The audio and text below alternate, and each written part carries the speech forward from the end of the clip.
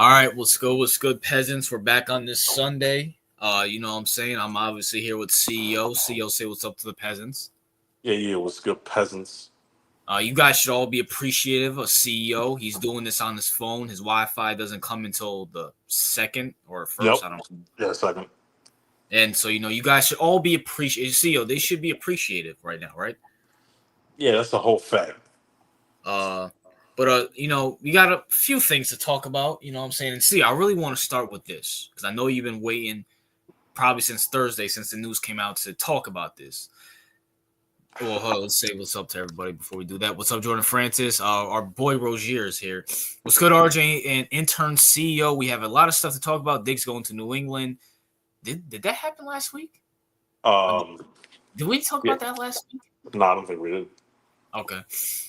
Russ to the Giants. We talked about that. Mike McCarthy said that the Vikes didn't name him QB yet, and etc. Well, I mean, it is what. Well, we're definitely gonna talk about the Vikings. I don't know about that JJ shit, but CEO John Harbaugh signed for, I believe, a 3-year extension after losing to the second round of the playoffs.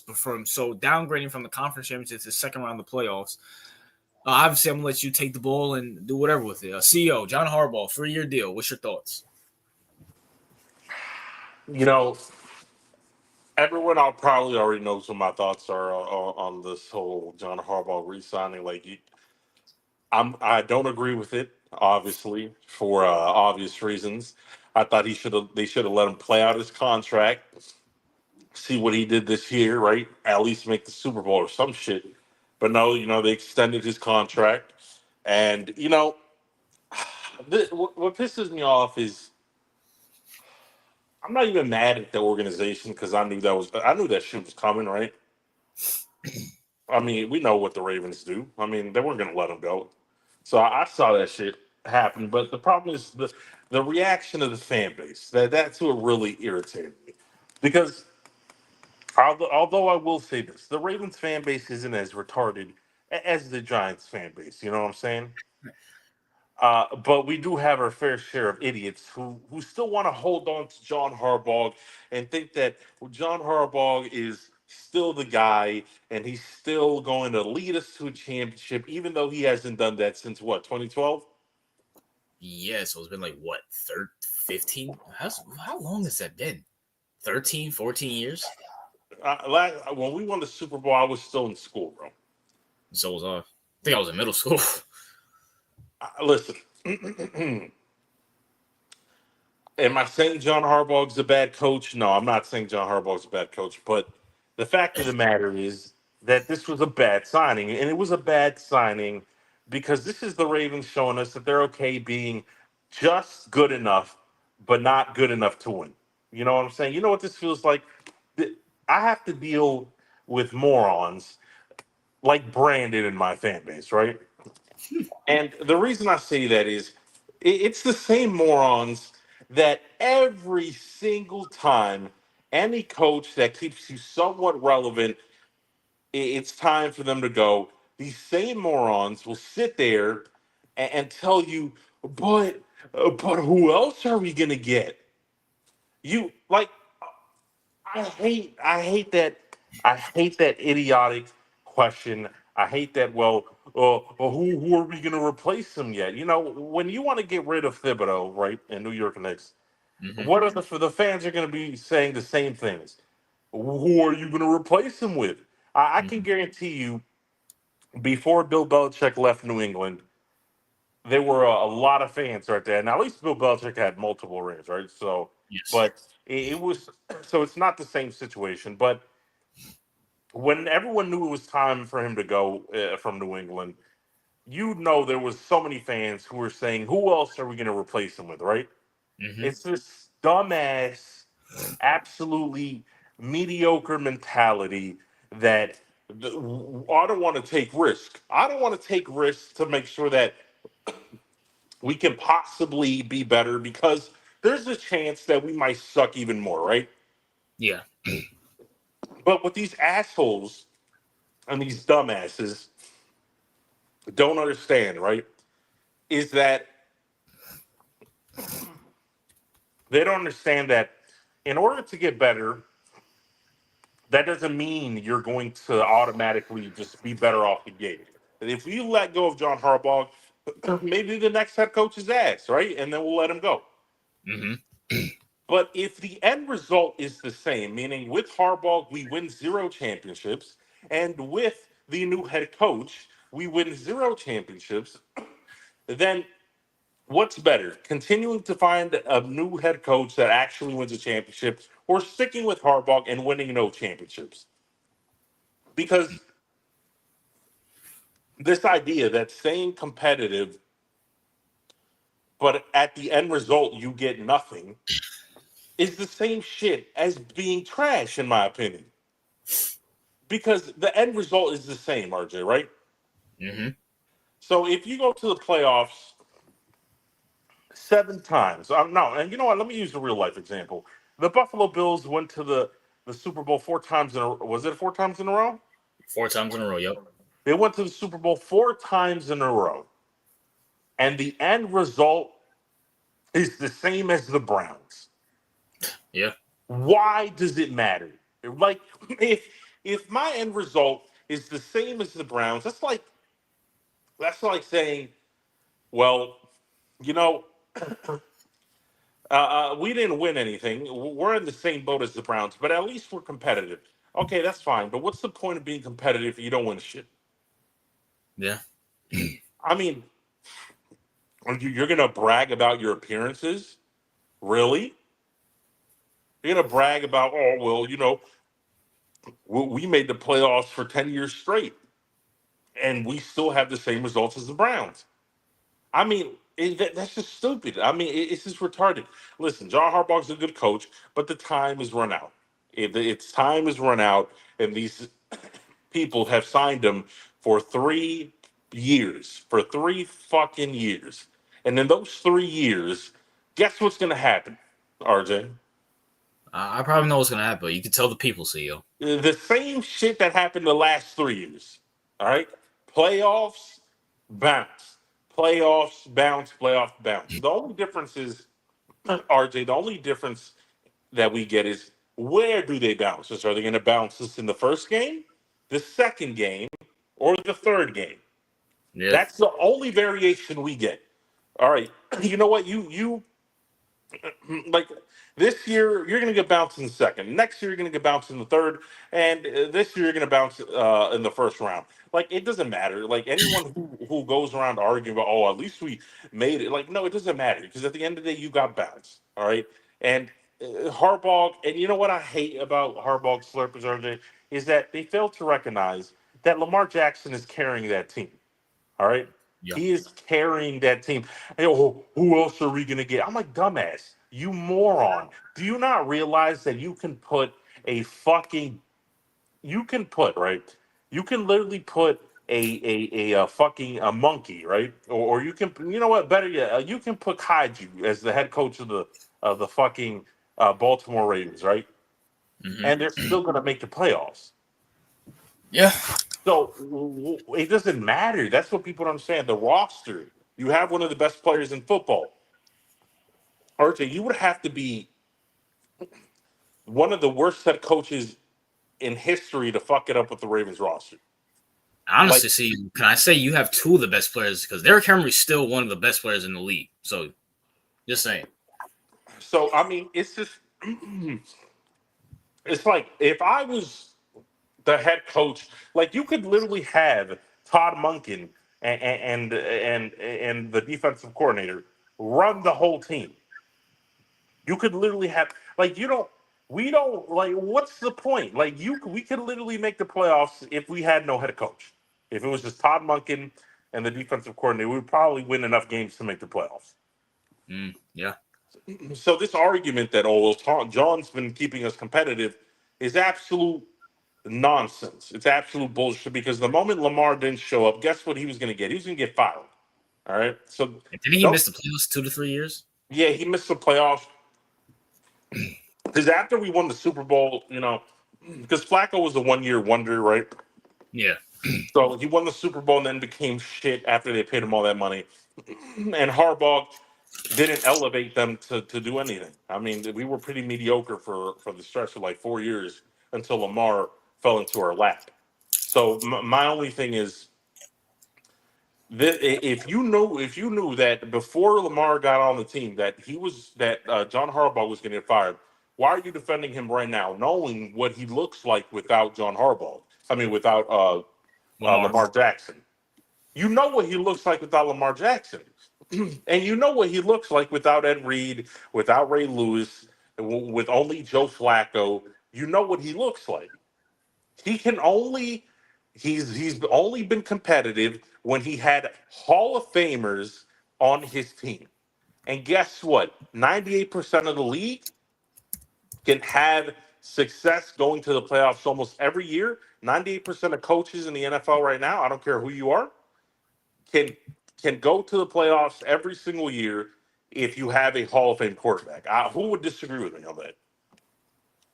No, that's a fact. But I don't know if you're finished now because I want to say three things, CEO. Mm-hmm. Number one, this is just a quick one. I thought you told me that the Ravens fan base was kind of done with John. I'm actually shocked that you posted people like defending John. No, not the Ravens fan. Like half of the Ravens, it's like a civil war. All right. Okay. So you got 50% that are done with this nigga that was crying about him getting re-signed. This is why I said the Ravens fan base is stupid, but not as retarded as the Giants fan base, right? Because Yeah. at least in the Ravens fan base, you have a sizable portion of people like me Mm-hmm. who know that we have just wasted more. Wait, hold up. Let me get something from my throat. Can you carry this? All right. All right, go ahead. Matter of fact, I'll talk to the chat.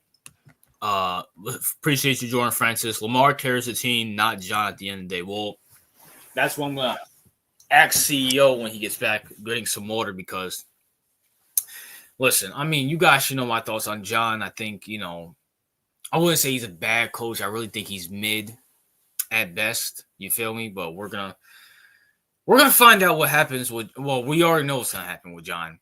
You know what I'm saying? But let me read your comment. You guys should have fired Harbaugh and find a head coach that gets it done in the end. And make a deep playoff runs. You guys may suck, but at the same time, it's more than John at the end of the day. That's a fact. What's up, Master J? See, are you back? No, not yet. But yeah, listen. At the end of the day, listen, John. I'm not shocked because the Ravens, they're kind of like the Steelers where they keep their guys for the most part, unless it's like a coordinator or something like that. Usually the coordinators leave. But at the same time, it's like at the end, it is what it is. Like CEO said, I'm not shocked. CEO, you back? Yeah, continue. I'm putting something in my throat. Well, I think you can hear me now. Well, never mind. What's up, the random editor? Diggs signed with the Pats for 3 years, $69 million and 26 guarantee. Listen, where's your? All right. Well, we're gonna get to Diggs in a minute, but I could have sworn we talked about that last week. No, we didn't. We talked about the DK last week. Oh, okay. But CEO. So we got the fan base out of it. Number two. Do you understand why I kind of give Mike Tomlin a pass more than John Harbaugh? Because say what you want about, because let's just say they're the same. One guy, by the way, you can agree that most people think they're the same. Yes, even though I don't think so, but let's just go with the consensus they're the same. One has a Hall of Fame quarterback, one of arguably the best quarterback in the league right now. And let's be for real, CEO has done jack shit with him. And is going to waste his career because Lamar's 27, 28. And let's be for real, Lamar's a scrambling quarterback. He's not, that style of play is not going to last long. Let's just keep it real. Like, you don't see quarterbacks running around at 35, 36 years old. I agree with that. Now, Lamar, I'm gonna be honest with you. I feel like Lamar has lasted longer than I think most people thought he would as a running quarterback. I agree. So I'm actually shocked about that because at 7-8 years at that type of style, and he's still playing at a high ass level. So he might be an exception to the rule. I mean, has gotten injured though. Well, yeah, now I'm starting to think that he kind of faked the injuries for the contract negotiations. Now I'm starting to think Yeah, that. but still, CEO, like it's not guaranteed. It only takes No, one no, it's not guaranteed. Like Father Time is undefeated. Like game. do I think he'll last longer than a Cam Newton did? Obviously, I think he already did. Yeah. But the thing is, any quarterback after 32 starts to hit. Like we've seen exceptions, but Tom Brady's not he's the exception. He's not the rule, right? So we've seen quarterbacks, most quarterbacks after like 33, right? They start declining a little bit. Mm-hmm. So the point is, you have him. Lamar's in his prime right now. In Yes. his prime, he's in his physical prime, mental prime. In terms of the sport, he knows he's a veteran, but he's old enough to be smart in the league, like a veteran, but he's young enough to not have that like old man catching up to him type of shit, right? So Brand. he's in the sweet spot. So Yeah. he's in the prime. So and so we signed a dumbass, right? That and the reason and listen, I said John's a good coach, but at the same time, I say good for a reason. I'm not saying great, right? No Mm-hmm. matter what the record says, because the records probably say he's a top 10 coach of all time, right? One loss for Hio. Yeah, that probably says it because these assholes have no context in statistics. They just pull up the numbers, right? But I know what John is, and you know what? If you had to bet, if y'all had to bet your money on there, if you had to bet your money that John wins Super Bowl in the next 3 years, would you bet all your money on that, or would you bet against that? Probably bet against that. Is Mahomes still in the league? Is Josh Allen still in the league? Then no. And also, my point, going back to my point, is that at least with Mike Tomlin, he has the excuse. He doesn't have a first ballot Hall of Famer at the quarterback position. John literally has that and has a first ballot running back. Now, granted, for a year, I get that, but has a first ballot Hall of Fame running back and could even he did worse than technically CEO. He did worse than he did the year prior. You guys were in the conference championship. He got bounced in the second round. Just saying.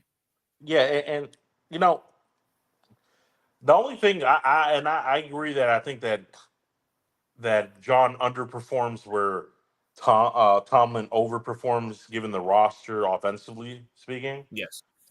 But the only reason I am very critical of Tomlin is because I think that two things.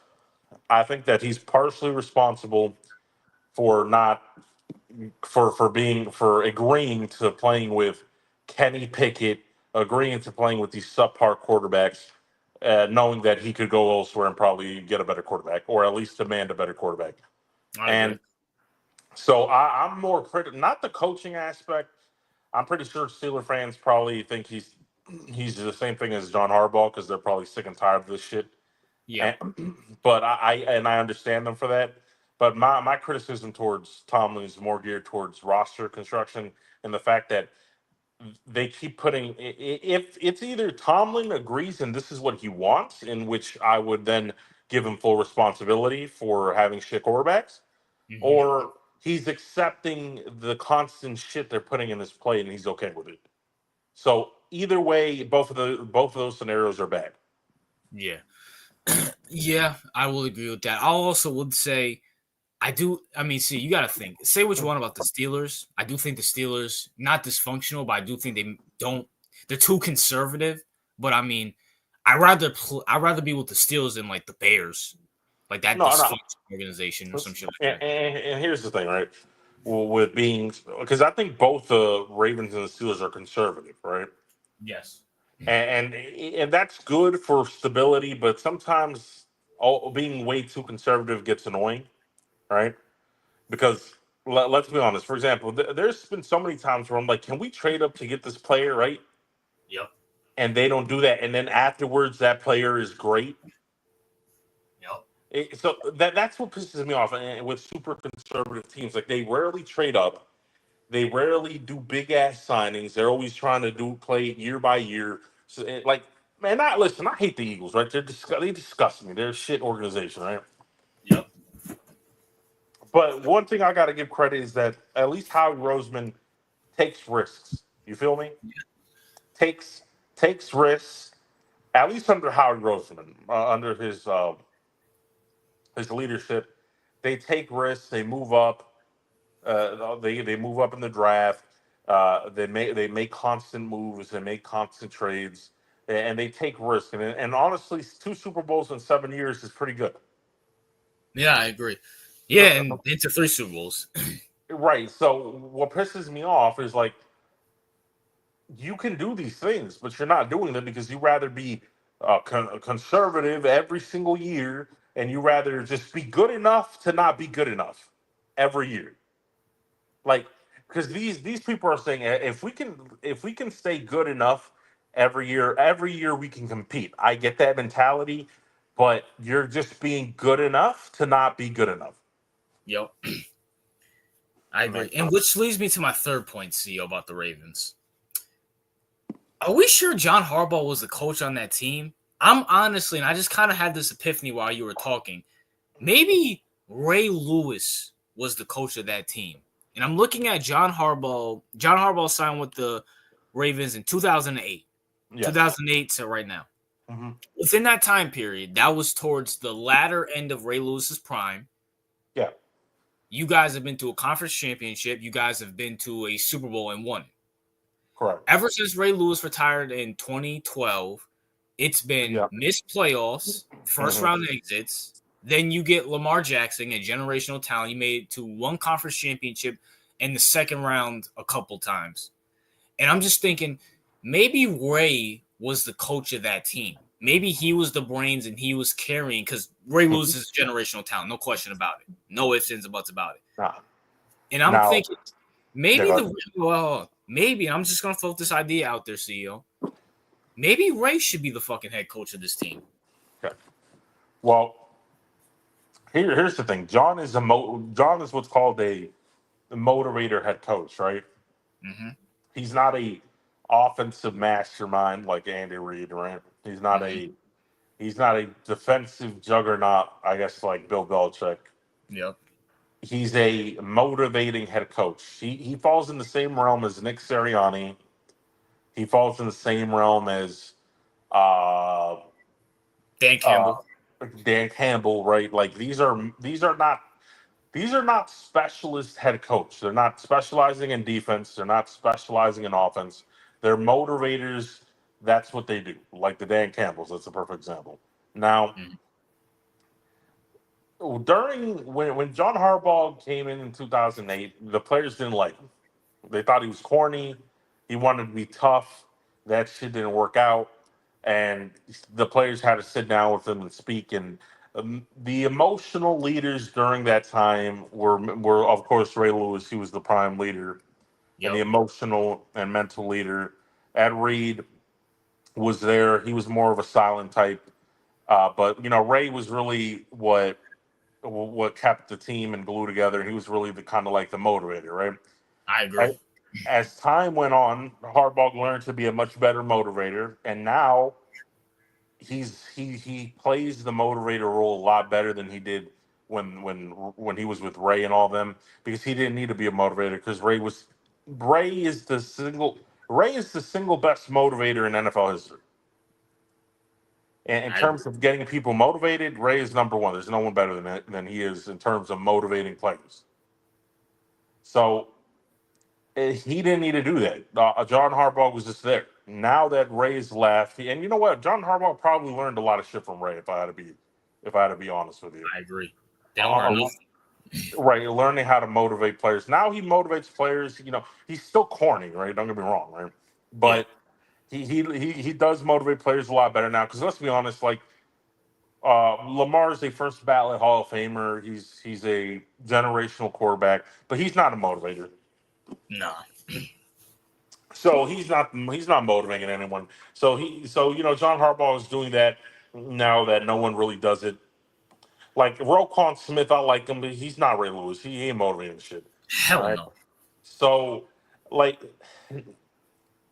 can Ray Lewis come in? Probably yes, But honestly, I feel like he would have got a coaching opportunity if he wanted to. I don't think he wants to coach.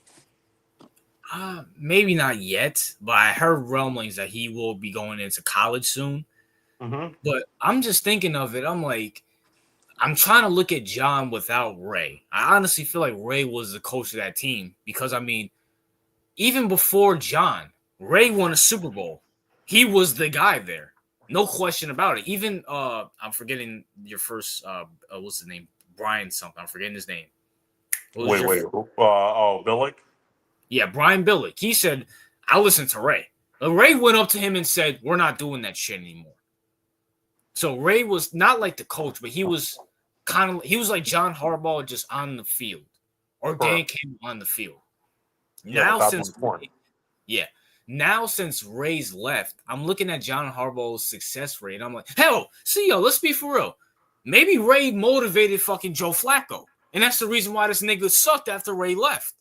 Oh yeah, that's RJ. That's actually a good idea. That's actually a good because we know like come Joe Flacco has the motivation of a fucking dead wet cold fish, right? Facts. Like he's not motivating shit. Like that nigga just sits there, doesn't say a word, shows no emotion. You're right. I feel like Ray lit a fire under everyone's ashes, And after he left, they were left with John Harbaugh, who had to start learning how to fucking motivate people. Fact. I mean, I'm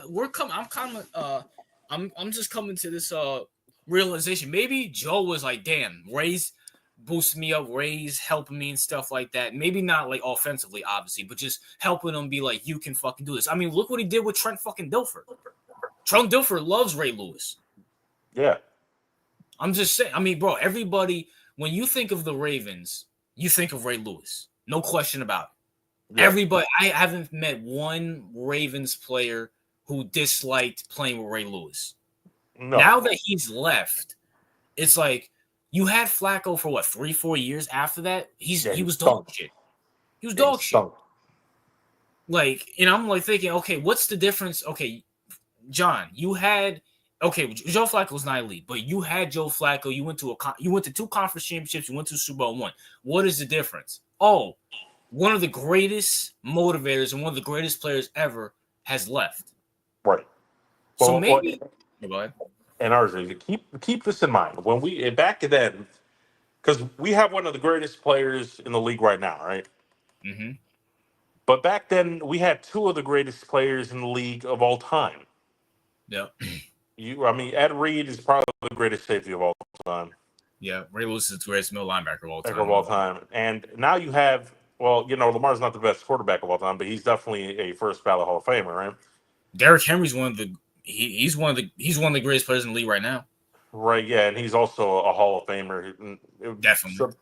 But the thing is, like, he needs, like, you have guys that could, like, you have coaches out there that can carry, like Andy Reid can play with some shit and still, be competitive. Yes. Like he'll have Alex Smith and still be competitive. Yeah. We have Lamar Jackson and Derrick Henry. We had Ed Reed and Ray Lewis, and he needs, like, how much help do you need, bro?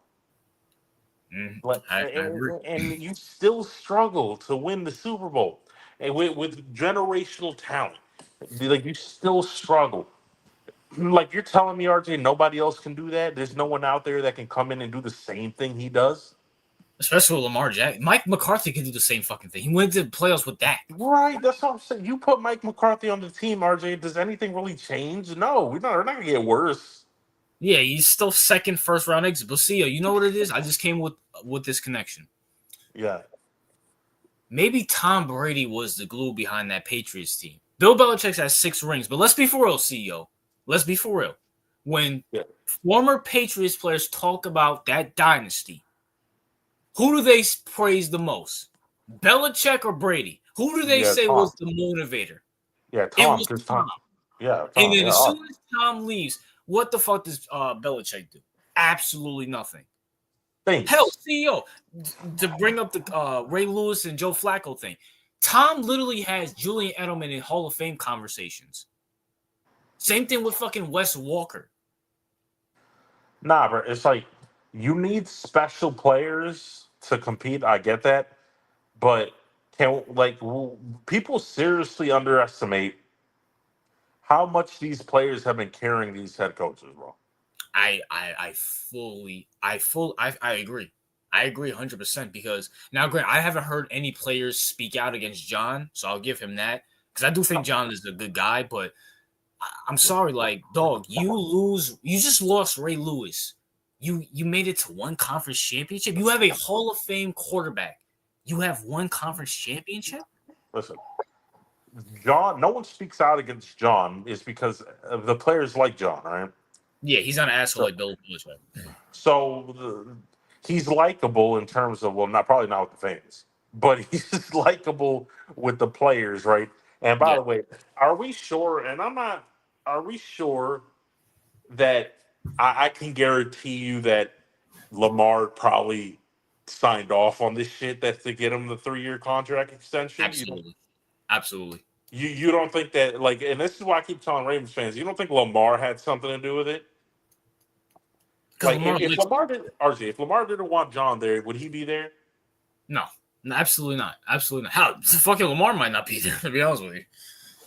Like Lamar likes Harbaugh, all right, and he probably likes John because I remember when it was Lamar's first year, right? He was on the bench, and then it was Joe Flacco starting, but Joe Flacco got injured, and then Lamar played towards the later half of his rookie year, right? I remember that. Yep. He went into the playoffs. Lamar stunk it up, right? He was a rookie, stunk it up. Fans were like, "God damn it, put Joe Flacco in," right? I didn't think he was that bad, but I mean, he didn't stink, but he wasn't like everyone was used to, Flacco at least being able to get out the first round and playing pretty decently, right? So everyone was like, just put Flacco in, right? I mean, he's a rookie, he's not ready yet. Put Flacco in, and John Harbaugh said, "No, I'm not putting Flacco in. I'm sticking with Lamar," right? Yes, as he should have. As he should have, by the way. So. And I think that ever since then, he had a good relationship with Lamar. Had a good relationship with John. I think his first MVP year, I remember an interview. John was saying, you're going to help a generation of kids and stuff like that. You're a winner and stuff. So John's a likable guy, and I'm gonna keep it real. Lamar kind of comes off to me, and this is no insult towards Lamar. Right. Lamar's probably one of my favorite players in the league. He's like a good soldier. He's told what to do. You know what I'm saying? He's Peyton Manning. He's robotic, which is good, but you need someone to tell you, like, prime example, John Harbaugh, Tom Monken in that conference, and I hate to bring this up because I honestly do believe this was the best year for the Ravens to beat the Chiefs. Yeah. They should have went up to Lamar and said, "Hey, Lamar, you see a wide open lane, fucking run." They're not doing shit to you.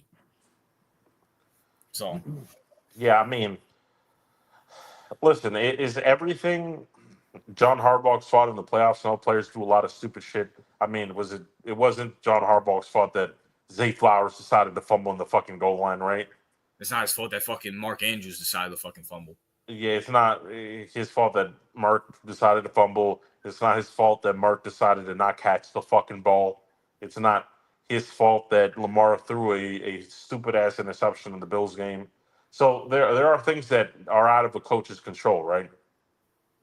So yeah. I get it. Am I angry? No, not really, because I saw it coming, but I know what the end result is going to be. And it is what it is. I mean, I hope I'm wrong and we win a Super Bowl, right? But my expectations are just going to are going to be the exact same expectations I had the last 3 years. Is probably going to be the same ones I have the next 3 years. So that's it. I will give John some smoke for this because at some point, right? Yeah. You're throwing the ball everywhere in that Bills game. And, let me just even though it sickens me to say this, let's just give a pass to that Chiefs game. You have Derrick Henry, and the Bills have shown they can't stop Derrick Henry. Right. I know John's not an offensive specialist. Fine, cool. But who's the boss of Todd Monken? That's John Harbaugh. John Harbaugh needs to go to him and say, "Listen, I'm on the field. I literally just saw Derrick Henry single-handedly get us a touchdown. They can't stop him. Run the fucking ball. I'm your boss. Run the damn ball. If you're not, you're fired. You're fired. John's philosophy is to let the offensive coordinator do his job and let the defensive coordinator. Well, not John's more responsible for defense because than he is for offense. When it comes to offensive play, his philosophy has always been the offensive coordinator can do whatever the fuck they want to. And if that's the case, John, then you need some responsibility for hiring these idiots. Because time out. You know how, and before we move on, you know how dumb this sounds. So he had Greg Roman. Greg Roman will be perfect for this system. Is it Greg Roman? Is that who I'm thinking of? Yeah, it's Greg Roman. Yeah. He loves to run the ball. Derrick Henry and Lamar, you do the complete opposite. Get Todd Monken, who you could correct me if I'm wrong. I feel like he's trying to get a head coaching job by having Lamar throw for all these yards. Yeah. And he's costing you in the fucking playoffs. Listen, the reason, Harbaugh doesn't correct because he doesn't know anything about offense. And he's in my opinion, I think he's afraid to correct because Todd Monken knows way more than John in regards to offensive play call, obviously, right? So yeah, John knows nothing about it, so he doesn't want to correct someone that knows something about it, if that makes sense. Oh, that makes sense. But at the end of the day, CEO, it's the same fucking results. And you can, bro, if I fucking can see it on my TV screen, like, hey, the Bills can't stop Derrick Henry. They have no rush defense. Just run Derrick. If I can see it on my TV, I'm pretty sure John can see it on the fucking field. I mean, yeah, he should be able to, but this is the same bullshit we had with John. And also, what would you be afraid of? That's your employee. What the fuck is he gonna? What is he gonna do? Leave? Okay, bye. I'll just replace you. You probably should fucking replace him now because And that's why John is, and that's why people like John because John lets people do their thing. Okay, I understand. I'm not saying John needs to be full blown Jerry Jones, full on like hands on. But what I'm saying is, you got two Hall of Famers on your CEO. Derrick Henry is on his last legs. Lamar is getting up there. He's 27, 28. Let's just say he has another 5 years. For the next 3 years. You're going to bank on a guy who likes to run a lot to stay healthy? It's like, you're not going to do shit? Like, come on. Let's say, bro, you wasted. Like, come on, dog. I mean, listen, look. When it comes to, John's a good coach. We're not saying he's a bad coach. I just want to clear that up, right? Yeah. But all stories have an end, right? I agree. And sometimes, and by the way, I'm not, and people are like, oh, I don't want to call for nobody's job. I'm like, listen, John's fine. If he's let go, someone's gonna pick him up. All right, you don't have to worry about John's job. All right, but like John's not going to be unemployed. Okay, he's not. No. Like the fucking Giants will probably fire Dable and hire him on the spot. I agree. So don't worry about his job. Yeah, it is what it is, but we got a few more people in the chat. What's up, Lewis? How you doing? What's up, Skeleton? Skeleton says to us, what's up, RJ? And Lamar sucks ass.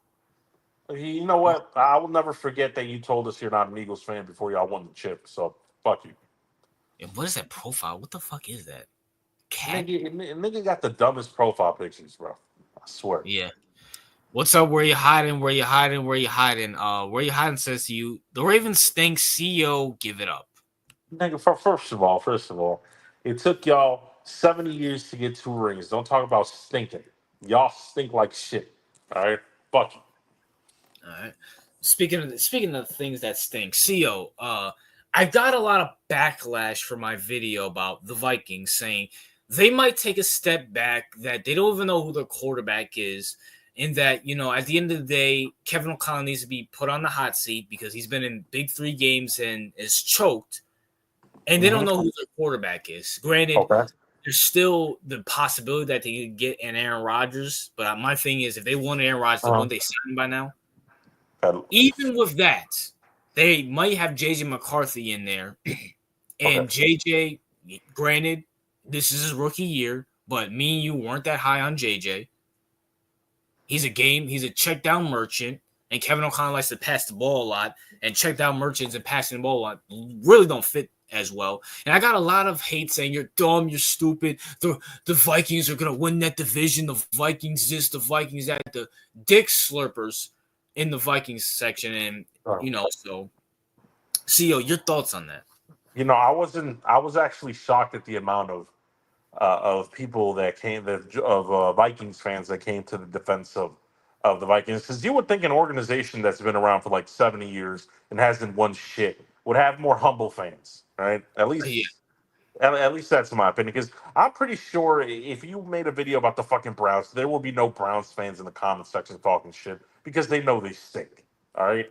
thanks. Now, listen, Vikings fans, you're in the comments sections and you're out here talking about JJ McCarthy. Oh my God, did you not see that preseason game that JJ McCarthy had? You dumb fuck, preseason. Who the fuck cares about preseason? The Browns literally went 4-0 in preseason and went 0-16 in the regular season.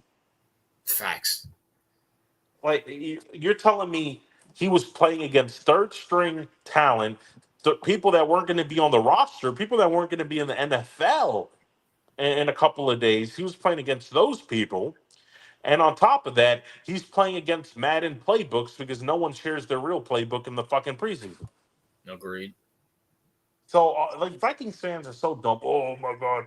Oh, you guys you don't know ball. You don't know ball. I'm sorry, but the Vikings. It's been, and I said this in one of the comments, right? Mm-hmm. The NFL celebrated their 100-year anniversary in 2019. Mm-hmm. It's 2025, and you Yeah. still have no ring. And by the way, see, let me also throw this little nugget in there. They haven't been to a Super Bowl since the 70s. Just saying. So you're telling me that a team who's known for spectacularly blowing it in the fucking in the like your whole franchise's highlight has been the Minnesota Miracle. That's it. That's Yeah. literally it. And then you got bounced literally the next round. Got embarrassed by Philadelphia. Literally embarrassed by Philadelphia. I remember that game because as a former Giants fan, I was rooting for the Vikings. But the listen, okay, first of all, JJ McCarthy is literally a check down merchant. He's literally no different. Like he's a worse version of Alex Smith, if that's even possible. And you're pairing him with a guy who wants to throw the ball all the time, and two receivers who want the ball, and a tight end that wants the ball. And you're gonna throw that with the check down merchant. And also, let me also add this in there too. Say they get Aaron Rodgers, right, CEO, which I highly doubt. Say they get Yeah. Aaron Rodgers. Aaron Rodgers is old, washed, and even if you do make the playoffs, what is Aaron Rodgers known for going to the playoffs? Now, No, the what is he only known way, for to the playoffs? What is he known for? what is Rodgers Choking up. known? Listen, Aaron Rodgers is known for choking up in the playoffs as well, too. all I'm saying is this: if they get Rodgers, if that ever happened, first of all, that would tell me that they probably think JJ stinks. All right, that's one. And the other thing, it would probably tell me that they're probably going to be like, I'd probably feel better, and I know, like, we know Rodgers is washed. That's nothing new, but I would probably still feel better with Rodgers playing than fucking JJ, to be honest with you. Mm-hmm. Just off of experience, and the Vikings do have a talented roster. I mean, obviously the end result's going to be the same. The Vikings aren't going to do jack shit with either of them, right? But personally, I think they probably have a slight better chance with Rodgers than fucking JJ McCarthy. Okay, Rozier. I should give you Donk of the Day for this. He swears the Vikings are going to the NFC Conference Championship game. Are you out of your fucking mind? It'll be Brett Favre. Okay, Rozier, this is not the same scenario. Literally not the same scenario. First of all, nigga, it's about to be April. If they wanted Rodgers, they can go. Everybody said no to Rodgers. The Steelers, the Giants, even the Vikings have said no to Rodgers. So, what's stopping them from getting Rodgers? Nothing. I mean, Literally, they nothing. just don't want they don't want the nigga. It's that simple. They came out like, bro, he said he wanted to go there. They told him, nah, we're good. No, no. I mean, listen. Is there a possibility? I guess, right?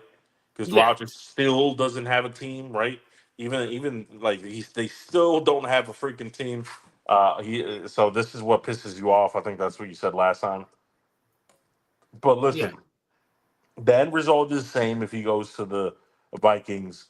Rodgers is washed, and the fact that he hasn't signed anyone is either he's considering retiring. I agree. So if that's the case, then I can understand why he's taking longer than usual because honestly, he should probably retire.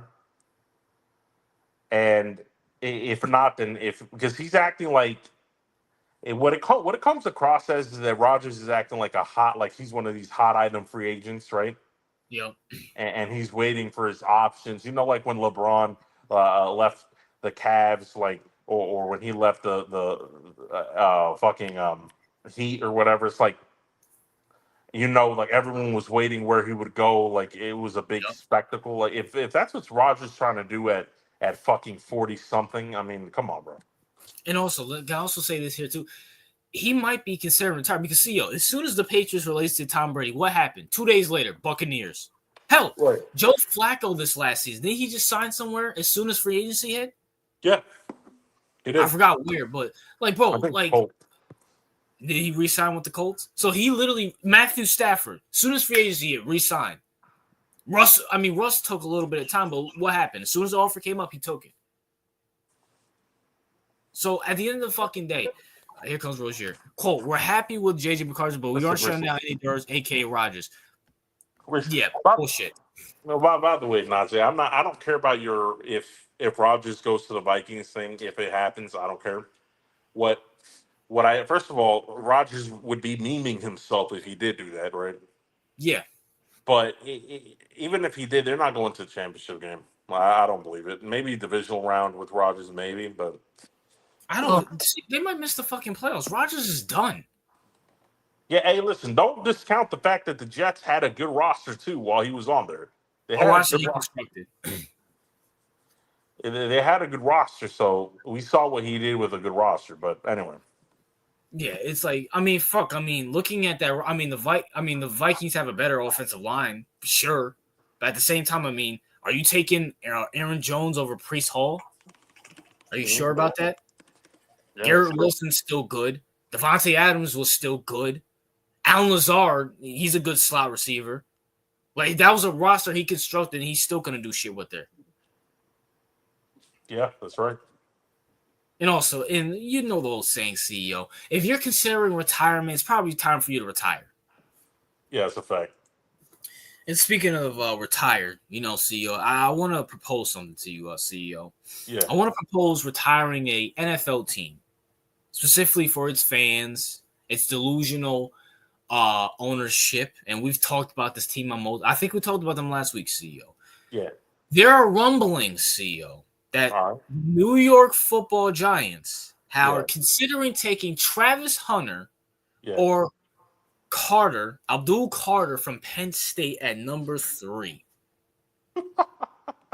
Uh, you know, even though they need a quarterback, because they're content with Russ, Jameis, and Tommy DeVito, and they're waiting for next year's class of quarterbacks. But CEO, your thoughts on that?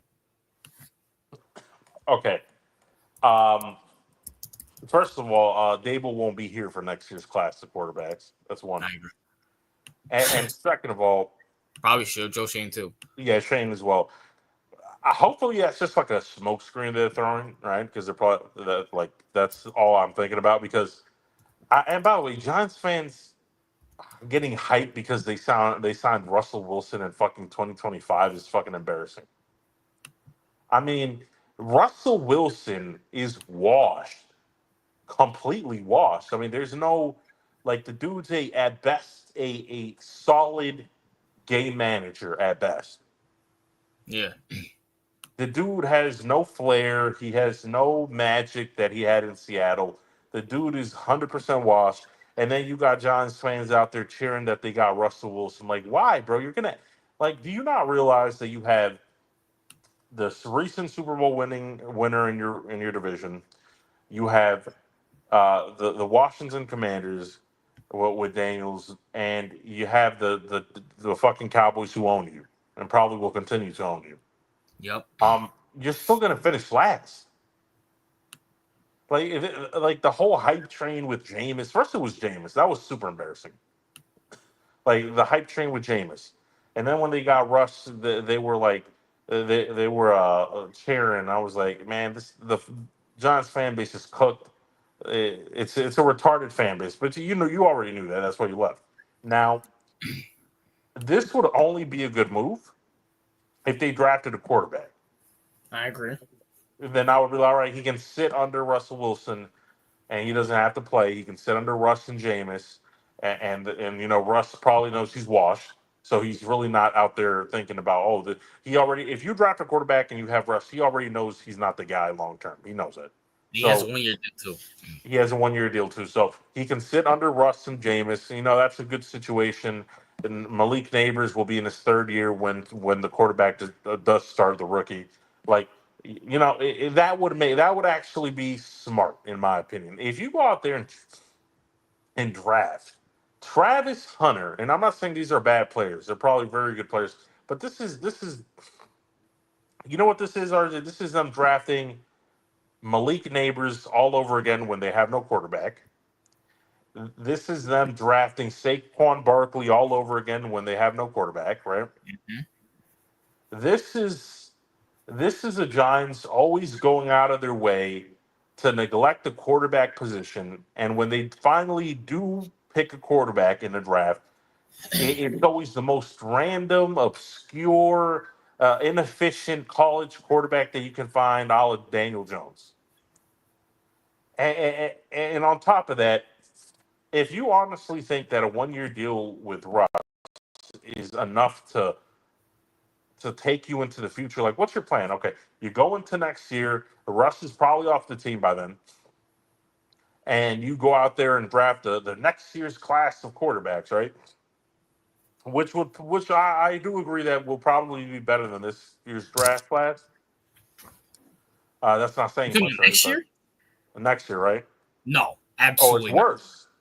Drew All, Will Howard, Jared Curtis, and Dylan Raiola are not doing shit.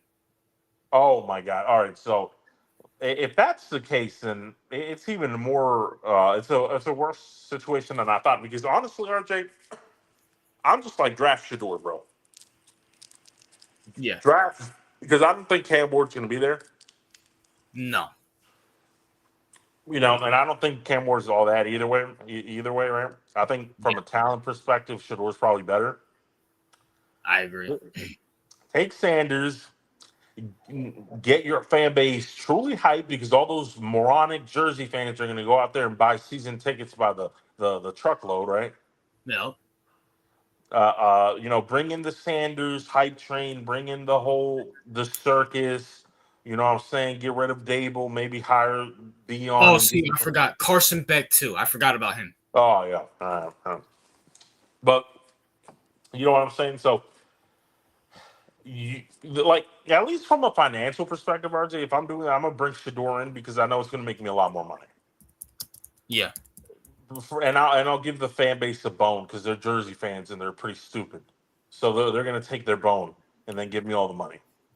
So, but they're probably going to go out there and pick Travis Hunter for what? So this is what are you going to do? What are you going to do? Put him as your wide receiver too, and then play him at cornerback at the same time, and to see which one he's better at. Then he'll snap up his shit in week 4, and you got to put him on IR. The facts. I mean, against faster, bigger, and stronger people who are trying to make money, unlike in college. Like, come on, bro. Like, Giants fans, I hope this is a smoke screen because if I was the GM and I was in this position, I'm picking Shador because I can sit him for a year, and that's what he should do. Sit him, right? I can sit him for a year under a Super Bowl winning head coach, Super Bowl winning quarterback, Mm-hmm. under someone who's been around the league. I'm pretty sure that Jameis and Russ at this point in their careers are more mature and can probably show them how to be a professional. And by the way, pairing Russ with pairing someone corny like Russ with someone like Shador, who's very Brash. brash and slightly arrogant, right? Mm-hmm. Will maybe help him kind of like tone some of that shit down. All right, which Yeah. wouldn't be a bad thing given the New York media and shit. So it would be a decent pairing where you got two opposites. Maybe they help each other out. I think it's an ideal situation. If they don't draft Sanders in this upcoming draft, the Yep. Giants will be shit for the next 10 years. I agree. So, CEO, the next draft class next year, Jared Curtis. He's someone coming out of high school to college, so he hasn't made his decision yet. But he's not coming out until like 2028. So he's not. We don't even know about him. He's a high school quarterback. We have Will Howard from Ohio. You know who Will Howard is. Drew Yeah. Alt from Penn State. We have Arch Manning, but Arch already said he's not coming out until 2027. We have Carson Beck. You know Carson Beck from Georgia, who's in Miami now. And Dylan Raiola, the Patrick Mahomes wannabe. Those are the top quarterbacks for next year. And people want to sit here and say, this class, just with Cam and Shador, is way better than next year's class. We've seen those guys. But and CEO, I don't even think it's a smokescreen, CEO. The Giants needed a quarterback in 2018. No, take the best player. Take Saquon Barkley. 7 years later, hey, Michael Penix is right there. Guy who's in the national championship. No, don't take a quarterback. Ride it out with DJ and take Malik Neighbors. Someone who doesn't like your organization, by the way. Yeah, facts. And let's be for real, CEO. If they take Carter or Travis Hunter, are we sure they won't leave the fucking organization like Saquon did? Or probably Malik Neighbors will? I mean, the only person I can see staying is Carter because he's a defensive player, right? And listen, what's the Giants? First of all, I mean, I guess you know what? If Shane wants to save his job, he should draft Shador. Period. I agree. Because maybe that dumbass Samara would be like, listen, he drafted the quarterback. I don't want to cause dysfunction with the quarterback. Let me keep the same GM that drafted him. Like it's just common sense at this point. But we know that all those Jersey rat heads have zero common sense. I see. Correct me if I'm wrong. Didn't you post something in the Discord saying the Giants were the dumbest fan base ever? And Yeah, like number one. Yeah, I did. Yeah. And I said that was true. And you were, I mean, you didn't disagree, but you were kind of quizzical. And I said, it's true. Look at it now. Draft Carter, draft Hunter. Bro, you don't have a quarterback, nigga. Oh, no. You know what, bro? Draft Carter and Hunter, and we'll just pick up a fucking a Dart in the second, or we're going to pick up Milrow in the third. Oh, my gosh. Why do you want Dart? He stinks. Oh, you know why? He was Milrow? Bro, he's worse. RJ, this is already weak class, right? Yeah. And the only viable candidates are Ward and fucking Shador. After that, it's pretty much a shit show. Is Dylan Gabriel? You gonna take a chance on Dylan Gabriel? No, let's draft a blue chip player like a fucking Abdul Carter, and then we're going to put all our hopes and dreams and aspirations for our future franchise quarterback in the third round, and we're going to draft a Dylan Gabriel. Like, fuck, what? Facts. Like, this is why they're so retarded, bro. They think this is why. These are the same clowns that thought that Danny DeVito had his shot at starting, legitimately. It's and you see, you know my famous series, the Eli Manning syndrome. Yeah. This all started with Giants fans. Let's be, people like someone in the comments like, why do you guys shit on Eli? Oh, he's a two. Listen, this is why we shit on Eli. Giants fans are retarded. They're just dumb. You're good. You have the number 3 pick. We're not the highest on Shador, but I'll take him over Will Howard and fucking Drew Alt. No, the Giants fan base literally blew their chance at drafting Jaden Daniels because of Tommy Cutlet's season. I want you guys to to think about that. All you non-Giants, because Giants fans are retarded, but all Yep. you non-Giants fans, they literally in a season where they had zero hope, RJ, to make the playoffs, right? Mm-hmm. Destroy their opportunity to draft Jaden Daniels, who's looking like the best quarterback of the draft currently. Yeah. They said no to that so they can give Tommy Two Guns Cutlet an opportunity to live up the New York dream for an extra 2 weeks. It's literally what fucking happened, though. And then not only that, CEO, you have a chance to draft Michael Penix, a guy we don't know what he is, but we saw the few games he played. He looked good, and the guy, he's a pure pocket passer. Seems like good head on the shoulders and stuff like that. And you pass on him for a receiver who doesn't fucking want to be there. Listen, and this Malik Neighbors is great, yes, but Yes. you also passed on Bo Nix, by the way, who looked like a decent quarterback. Yep. And now if you really pass on Shador to go take another blue chip player that's going to be great, but is going to have zero impact on whether you win, it's going to be hilarious, RJ, because it's like, oh my god, now we can pair Travis Hunter with Malik Neighbors. I'm like, okay, you have two good receivers. Who's throwing them the ball? Oh, Russ and Jameis. Okay, they got Jameis had Mike Evans and Chris Godwin and the Bucks. How'd that turn out? Yeah, and this ain't 2015 Russ anymore. This is 2025 Russ. Like Like this. Come on, Russ had George Pickens. How did that work out? facts. And then also, two more things. Number one, I want to say this. Not only that, let's take it a cut deeper, CEO. First of all, Malik Neighbors is gone. I don't think Malik Neighbors is even going to resign with the Giants. I think he's going to get the fuck about. He doesn't want to be. He was CEO. This is the same guy who was at a Washington game rooting for Washington. Yo, and the dumbass Jersey fans, right? Yep. Sat there saying, "You're looking too deep in that situation." He's just. I'm like, are you stupid? He's literally sitting, watching the opposition, right? Your rival, and cheering the rival. That's like fucking.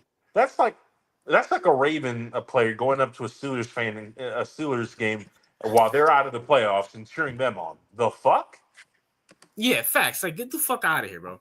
And the fan base is supposed to be cool with that because, oh, well, you're taking this way too seriously. Like, man, Jersey fans, In Apex, I'm a former Giants fan. And also, CEO, didn't they think Kayvon Thibodeau was a blue chipper? How's he looking? Now, granted, am I saying Carter's going to end up like Kayvon? No. But at the same time, I mean, hey, it's a possibility. how did that blue chipper Evan Neal work out for you, bro? Oh, yeah. How's he doing? How the fuck is he doing? Yeah, And also, CEO, let's take it a step deeper because we talked about the quarterbacks that they passed on. You took Saquon Barkley, who won a Super Bowl, not with you guys, with your ops, and passed on Josh Allen and Lamar Jackson. Yo, you know what's funny, bro? Like, the Giants are single-handedly responsible for the Commanders and Eagles being good. Literally.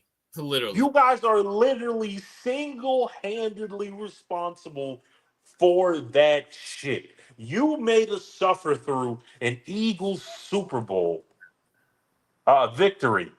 This is why I hate Giants. I hate the Giants organization because you made me suffer through one of the worst fan bases, and we have to hear their shitty mouths, right? Mm-hmm. You made me suffer through that shit because your dumbass decision making. Now the Commanders got Daniels. Now they're good. Now the Eagles are good. I mean, Dak Prescott's come back healthy, so we know he's going to own ya. yeah, he's gonna own. Yeah, that's a given. Like, nah, bro. The Giants and Giants fans. It's just every year. It's like they just sit there asking Mara, like Mara asked him, "What kind of shit would you like today, bro? Would you like your shit fried or would you like your shit baked in the oven?" Yeah, and Giants fans are going to eat it up. And this is why people ask me, I'm never going back. because it's deep. It's been you made two dumb decisions by taking Saquon and by taking fucking Malik Neighbors. I'm not saying they're bad players, but at the end of the day, they're not resulting in wins. So No. wide receivers and running backs don't result in wins.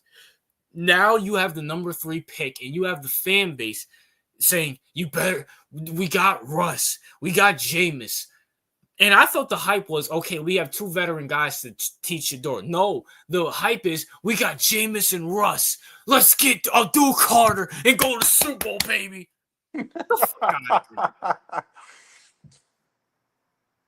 Like, oh my gosh. At least you did. I thought Brandon, because RJ, I thought Brandon was the outlier stupid in the fan base, right? No. But he is the fan base. He is the retardedness within the fan. Like, he's just one of many. He's one of it's a jersey. And see, hold on, see yo. This goes back to my theory, bro. Can you finally admit the Giants and the Jets, but specifically the Giants, aren't a fucking New York team? They're not. No. Bro, for years. See, yo, Yankees fans have been pulling their hair out for fucking 15 years to fire Boom. Yeah. Like, come on, bro. Like, say what you want about Yankee fans, Knicks fans, hell, even Mets fans. At least they'll hold their teams accountable. The Giants are just like, oh, here's some more shit. Niner game says Eli's the best quarterback in Giants history. I mean, that's not saying much. Like, Evan Neal literally told y'all niggas to go flip burgers, and you bought season tickets anyway. Facts, bro. I'm not shocked. It's just like, I just hate seeing stupidity. And see, do you understand why I was grumpy as an NFL fan? This is the happiest I've been as an NFL. Like, can you be like a fucking smart guy with a fan base is full of Brandons? No fucking way. And I know Brandon's gonna watch this video. Like, Brandon, you hyped up Daniel Jones for 5 years, dog. Facts, bro. Absolute facts. Like, you till hyped this day, RJ, he decides not to talk shit about him. Yeah, he stinks. He'll talk more shit about Saquon. Saquon carried fucking that bum for years. Yeah, he did. But Brandon's a Mets fan, so it doesn't fucking shock me. So that doesn't. So if the Giants end up drafting Carter or Travis, they're gonna get hyped that he's playing good. But at the end of the day, it's not gonna. We know for a fact, CEO, it's not gonna result in shit. We know that. Yeah. And I don't want to say I hope. I don't want to say I hope they do, because I want to see Travis and Carter go to good teams and actually prosper. But I kind of, I hope they take Jackson Dart. Why fucking not? They took Daniel Jones at 6. Like, I will love it. I will love it. Oh, yeah, and listen, Evan, bro, save yourself, bro. Save yourself. Just leave. Evan, just leave. Evan, I actually like you. Like, Evan, I don't think, do you look at the Giants as the underdog? It's not cool to be the underdog, especially when you're getting your ass whooped every fucking year, dog. Like, come on, bro. Yeah. It is what it is. CEO, do you know about this Asante Samuels and Ryan Clark beef? No, I actually don't. I mean, they're 2 washed players. I don't want to keep up with them. Okay, so Asante Samuels came out, I think on Twitter or Instagram, I don't know which one, and said that he was a better corner, or he's just on the same level as Deion Sanders. Okay. And he put up the numbers, and I think his numbers were similar or slightly better than Deion's, but it looked in with context, and everybody was saying, bro, you're not Deion Sanders, dog. Like, you have to put up your numbers in context to Deion Sanders. And Asante Samuels got butthurt, and I guess Ryan Clark shit on him on First Take, and he called Ryan Clark an Uncle Tom. So that beef is fizzling. But before we get to that, CEO, do you think Asante Samuels is on the same level as Deion Sanders? I do not think he's on the same level. I remember Asante Samuel being a top cornerback, like maybe top 5 cornerbacks when he was playing for like some years, not all years. He was never the number 1 cornerback when he was playing, never.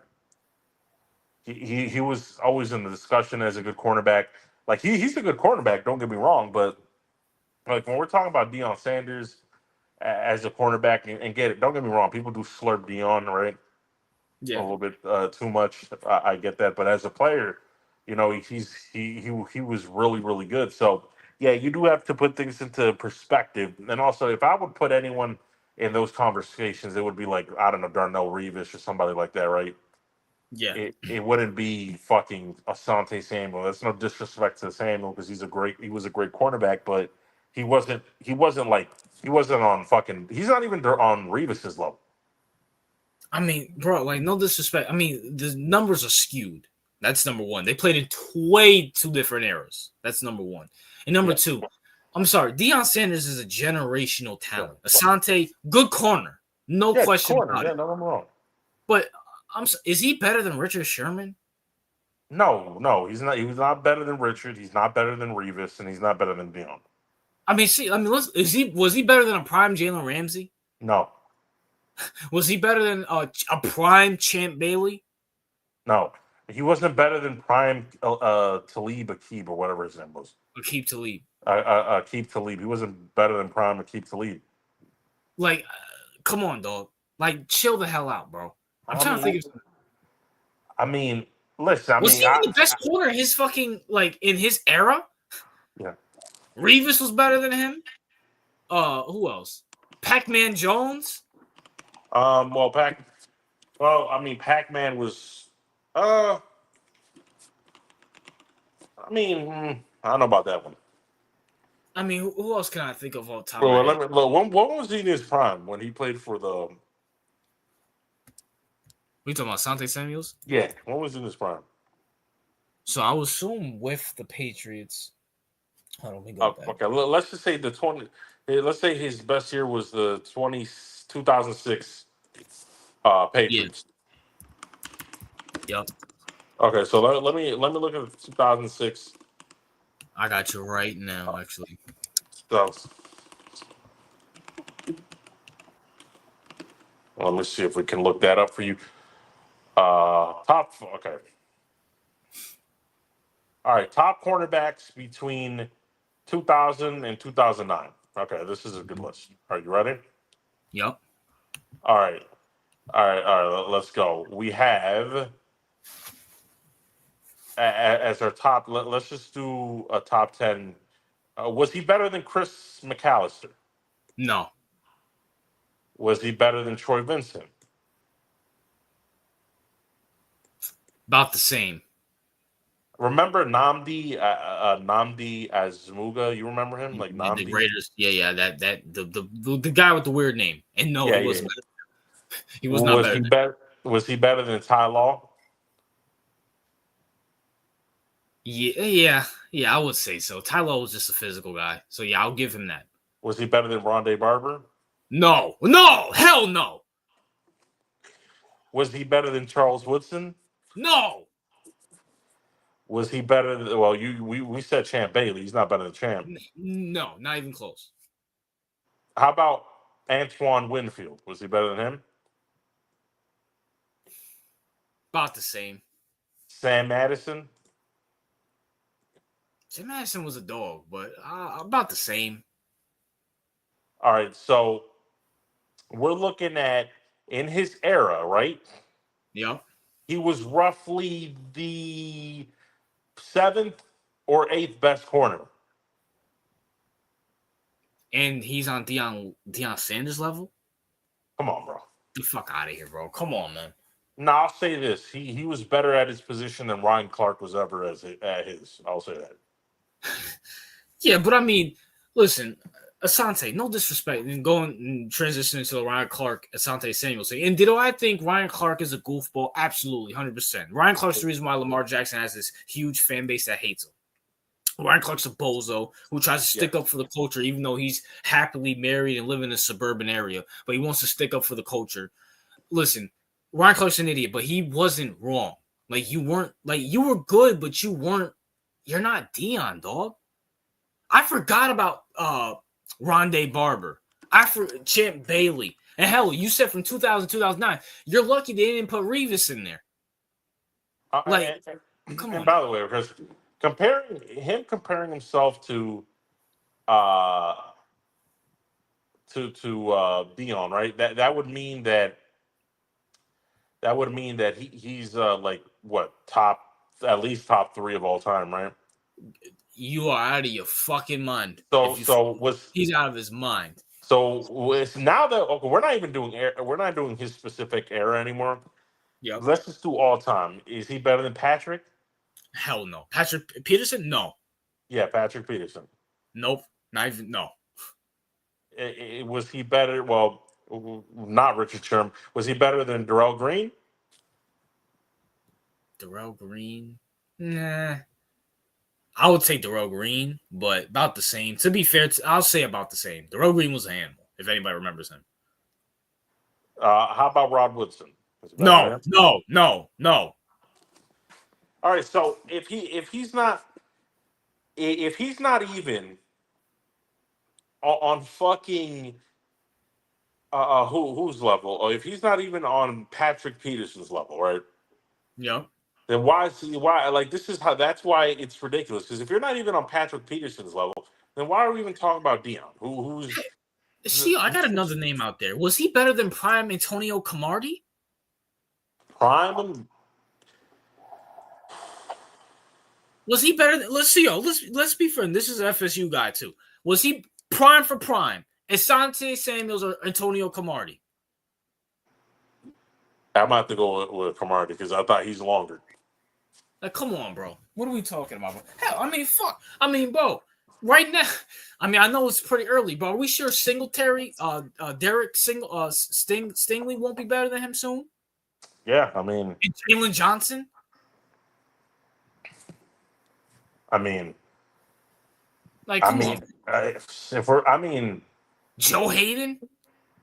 Like, come oh on, yeah, I bro. remember Joe Hayden. Yeah, yeah.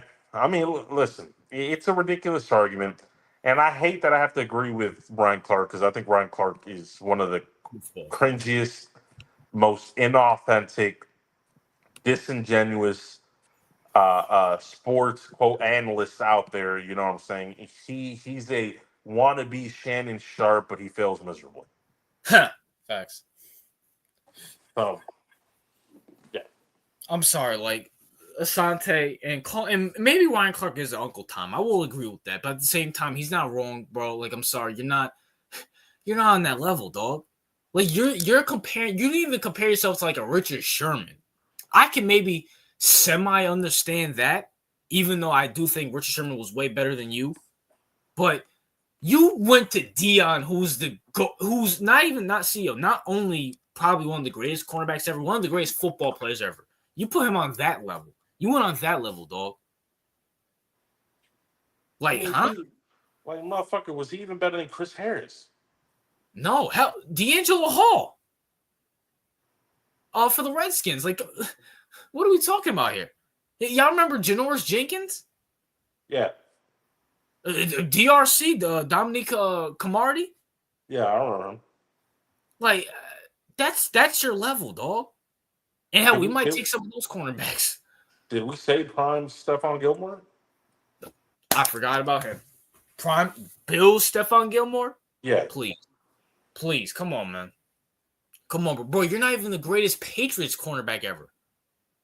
Revis played for them. Gilmore played for them. And I'm not saying I would, because I think Asante Samuels is better. Hell, your son might be better than you, dog. Like, come on, bro. No, man, I wouldn't go that far, bro.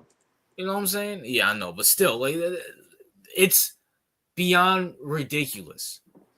Beyond ridiculous. That's like, and listen, Ryan Clark's an idiot. Like, I hate to defend Ryan Clark because, like you said, I think he's a bozo. You feel me? But it's like, oh my gosh, it is what it is. Says we're talking about drama. Oh, I'm actually surprised. Let's actually get into this. I'm actually surprised I forgot about this. The LeBron versus Stephen A. Smith drama, CEO. It's been going on all week, huh? Stephen A. Who with who? With LeBron. Oh, okay, that's a weird drama. Yo, you didn't hear about it? LeBron went on McAfee show and shit on Stephen A. Stephen A. went on First Take and said they went and shit on LeBron. You didn't hear about that? No, so Who's shitting on who again? LeBron is shitting on someone? So you remember a few weeks ago when LeBron pressed Stephen A. Smith at the game, saying don't Yeah, talk about his son. yeah. So Stephen A's been going around saying, oh, LeBron this and LeBron that. He's been shit on LeBron. LeBron came on ESPN, the Pat McAfee show, and said Stephen A. He's on a Taylor Swift tour trying to shit on me. The guy's calling him a bozo. And Okay. then the next day, Stephen A. Well, first of all, Stephen A. Went on his podcast and said if LeBron would have put his hands on him, I would have swung at him. You feel me? Okay. And then he went on First Take the next day and said, oh, I'm not going to expose the truth why you weren't at Kobe's service. I'm not going to expose the truth about your trades and about what you do and all this other stuff, right? Just shitting on LeBron and stuff like that. Okay. And so, they have a little back and forth going on, CEO. I'm actually shocked you didn't hear about that. It's been all over the news. Yeah, I mean, it sounds like a bigger story. But, I mean, from what I'm hearing, so LeBron got angry at Stephen A. because Stephen A. had criticism towards his son. Yes. Was it personal criticisms or was it basketball-related criticism? It was. Well, he's saying the only reason why Bronny got a league, got into the Lakers because his dad and stuff like that, which is true. We know that for a fact. But okay. I haven't seen it. I don't watch First Take, so I don't know. But okay. LeBron, took a shit on him. Okay, listen. I knowing Stephen A. and how I don't think that he said anything outrageous against the kid. He probably just said, like what we said, and that's obvious. No one thinks that. No one here, no one in the comments section, no one watching this right now, no one thinks that if Bronny James' name was a Bronny Smith, that he would be in the fucking league. Yeah. No one thinks that. Like he's in the league because of LeBron. Yes. Okay, so if that's the argument, then I mean, I guess LeBron. I mean, I guess he's trying to defend his kid, but let's just call a spade a spade. That's just honest. Like that's just an honest assessment of the situation. Now, I mean, because LeBron is used to nut huggers like a Nick Wright, who's a LeBron nut hugger, right? Yep. So he's just used to this constant slurping of people like Nick Wright, who's one of the worst sports analysts of all time. I hate that nigga. All they do is nut hug people. So, and by the way, it's not like I like Stephen A., but if he's willing to criticize LeBron or whatever's going on, then I'll give him credit for that because a lot of these sports, it's easy for a sports analyst to be like, listen, to do what Nick Wright does. Listen, I want to be close to LeBron. I want to get invited to LeBron parties. I want to be able to dap up LeBron like a little fanboy. And in order to do all that, I need to suck on his teeth in order to do all that. And that's what a Nick Wright does, right? And that's why Nick Wright's a horrible analyst. So if that's what he wants Stephen A. to do and Stephen A.'s not doing it, then I mean that's I kind of like that. I'm not gonna lie. Well, this is a very, we should save this topic for next week because I want to send you a Jason Whitlock clip. Okay. What he talked about of this beef, and it's very obviously Whitlock goes beyond the third. He goes beyond, the talk, the honest talks. But I got to send you that clip. It's just gonna be him talking. It's no TJ Moore or anything. It's just gonna be him talking about the whole thing. Okay. It's 2 hours long. While you're doing your work or whatever, you can listen to it. And we'll definitely get back on this, especially if there's more drama coming up this week. All right. With the whole thing. So to be determined for that. But see, let's go over before we because I really want to kind of talk about baseball, and shit on the Mets. You feel me? Oh. And talk about the Yankees. But let's look at the NBA standings, CEO. All right.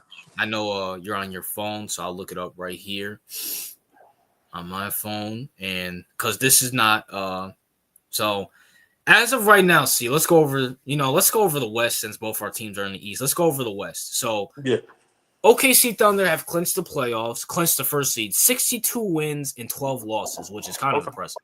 Yeah, it is good. Now, here's interesting. No one else in the West, and see, I want to keep in mind, there's only 5 to 6 games left in the regular season, has Right. clinched the playoff spot. At number 2, CEO, can you guess who? Just give me a guess. Who do you think the second seed is in the West is?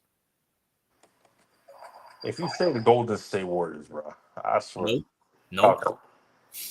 All right, thank God, because you were talking about how much they're gonna make it and all that shit. Well, I don't know about that now. Yeah. Let me see. If I had to guess without looking, obviously, is it a team that I would be surprised or Yes, a not? team that you'd be very surprised about. Is it the Mavs? Nope. Because that would be very shocking. Is it the Clippers? Nope. 'Cause I'm trying to think of a team that would shock me. Both those Obviously, teams are in the play. oh wait. Okay, let me see. Who could it be? Who could it be? I'm trying to think of a team that would really shock me. I'm gonna give you one more guess before I tell you. Okay, it's not. I'm not gonna. This isn't my official guess, but it's not the Suns. You know, Terrell's bitching. Nope. I'm gonna go with my last answer. Uh, Lakers. Nope. All right, who is it? Houston Rockets. Oh fuck! Now, granted, it's only by one game, but Houston Rockets 48-26. Right behind them are the Nuggets 47-28. Lakers are the 4th seed, 45-29. The Grizzlies are 44-30. Golden State are at number 6, 43-31. The Timberwolves in the play-in, 43-32. The Clippers in the play-in, 42-32. The Mavs in the play-in, 37-38, and the Kings are 36-38 with the Suns at the 11th spot trying to get in. Okay, so I just have a quick thing. So, the coach for the Rockets, is that Ime Udoka or Udoka? Yes. Yep. So, is it possible that the Celtics hit back-to-back bangers at head coach? Yeah, that's a fact. Actually, back-to-back, because Brad Stevens was pretty good too. Oh yeah, but back-to-back. Yeah, that's crazy, bro. But that's some Steelers shit right there. Yeah. Listen, bro. The Rockets. I mean, I'm impressed. I wouldn't have never thought about the fucking Rockets because they're so fucking young. And by the way, CO, it's been updated because they played today, obviously. So they're 2 games ahead of the Nuggets, 49-26. I'm impressed. I mean, I know they drafted the Ahmed. What's his name? Amen. Yeah, Amen so they have Thompson. a ton of young talent. Yep. And then they have Jalen Green. They got Jabari Smith Jr. They got Sengun. They got Emmanuel Doka. You know what I'm saying? And I always, when I watch them against Golden State in the playing tournament, that's the benefit of the playing tournament, to see these young teams prosper and see what teams are on the come up. Granted, they lose. Oh, go ahead. Is it possible that in like a year or two that the Rockets can overtake the OKC? It's possible. It's very possible. I mean, bro, they're the 2nd seed right now above the Nuggets and the Lakers and the Grizzlies and the Warriors. That's impressive. I'm not gonna lie, that's impressive. And I mean, hey, listen. Joe Mazzulla is a good coach, but I mean, hey, people should be dumb because I'm not gonna shit on the Celtics for getting rid of Manu Doka because Joe Mazzulla is just as good. And you want to win with him, so you can't complain. And I do think Joe Mazzulla is a little bit more mature than Emmanuel Doka, but Emmanuel Doka is a good coach. Yeah, he's a good coach. Yeah, he is. No question about it. You know what I'm saying? I know he's not as good as Stibbs, like Brandon would say. Fucking Stibbs, bro. Oh no, RJ. But this is what I'm gonna come out and say, right? Yep. The whole Celtics. What the Celtics have done should be a slap to the face to any dumbass that says, "Who are we gonna replace him with?" Yeah, facts. Yeah, that's a good thing. Like, fuck out of here, bro. Nah. Yeah, replace him with a championship level coach who has super discipline. And speaking of the Celtics, let's go to the East. And the Cleveland Cavaliers have won their 60th game today, 60-15. Celtics right behind them, 55-19, which is not bad. Mm-hmm. The Knicks are 47-27. All three of those teams have clinched the playoffs, CEO. The Okay. Celtics, the Cavs, 1. Celtics, 2, and Knicks, 3. The Pacers, number 4 at 43-31. This one, I don't know if this one will shock you, CEO. The Detroit Pistons are number 5 at 42 wins, 33 losses. Right behind them are the Milwaukee Bucks, who unfortunately lost Damian Lillard for the season with a blood clot. Prayers out to Damian Lillard. You feel me? Yeah. And they lost Giannis. I don't think Giannis is out for the season, but he's been out for a few games. They are the 6th seed. The Atlanta Hawks are the 7th seed. The Mavericks. The Magic are 8, and then the rest of the plane is the Bulls at 9 and the Heat at 10. Okay. So I think the shock here is probably not for me personally. I think the shock here for everybody is the Pistons being number 5. I mean, shit, CEO, if they were in the West, they might be the 3rd seed. They're at 42 wins. And so are yeah. I know this is part of your whole Cade Cunningham bullshit, all right? Hey, listen, see, I told you. What'd I tell you? Listen, man, I'm not impressed, okay? I'm not impressed. How? It's okay. They're not doing anything. I'm not impressed, all right? I'm more impressed with the fucking Rockets than this. Now, listen. Okay, sure, but fine. But at the same time, a guy who came – listen, CEO, and I have a video about this coming out in a couple weeks. Listen, the Pistons were literally the worst team last year. Now they're the 5th seed. That is big improvement. No question about it. Yeah, I mean, it's an improvement. We'll see if they can. Speaking of the Rockets, they have the other Asar twin. They got the other Thompson twin, Asar, who's balling right now.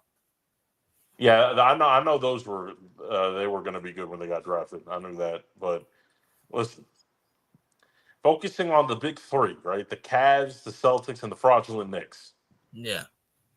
The rest of the division is Dookie. All right. Yeah. All those.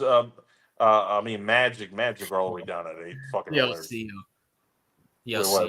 So I'm looking at this, right? Yeah. How many games? Someone in the comments, correct me if I know there's 5 to 6 games left. Someone in the comment section, correct me if I'm wrong, because I want to say this, right? So I'm looking at the standings, CEO. I think the Milwaukee Bucks are going to fall down to the play-in because they have no Dame, and currently they have no Giannis, and they have Doc Rivers as their fucking coach. Right. You know who the Knicks will be playing in the first round if the Milwaukee Bucks fall? Oh. You're going to laugh when you hear this. The Atlanta Hawks as a rematch of 2021. Trae Young and them boys. Which they oddly enough carry hate for Trae Young till this day. And CEO, looking at this Knicks team, Brunson not coming back until the playoffs. He's going to be rusty. We know what Cat does in the playoffs. Yeah. Is it possible the Atlanta Hawks could rewrite history? Well, not rewrite, repeat history. Yeah. And beat the New York Knicks again. Yeah, first of all, it'd be funny to me, obviously. But I don't think so, because I don't think the Hawks are – I think the Hawks are more than fraudulent. I think they just stink, right, personally. Who ironically beat the Bucks today. 145 to 1. Don't get me wrong. The Bucks are nothing special. But personally, I don't see it happening, but it'd be fucking hilarious if they did, because all the Thibodeau slurpers who are sitting there saying, well, I think we got to see some more from Thibs, or who else are we going to get? All that crap, right? No. You know what their excuse is? Jalen Brunson got injured. Jalen Brunson. Okay. Listen, we'll see exactly what they're made of, but I don't personally think that they would suck that bad. Losing to the fucking Hawks is unacceptable. It's a fireable offense. So we have 13 games left, CEO. And so 1, 2, 3, 4, 5, 6, 7, 8, 9, 10, 11. No. Why the fuck do they have? Okay, hold on. Time out. I think there's. Wait, hold on. Let me recount this again. Oh, Because for some reason, we forgot something super important. Yeah. Can what you tell me who's the 13th seed? and what? You're talking about in the East, right? Yeah. I think that's the 76ers. Sixers. you, you fucking bums. All you Philly fans are bums. You're third to last in the East. Fucking trash. Yep. Bro, you're so bad, right? The 76ers are so bad, RJ, right? Mm-hmm. That they're behind the fucking Raptors. That's hilarious. Trash ass team. Fuck Philly.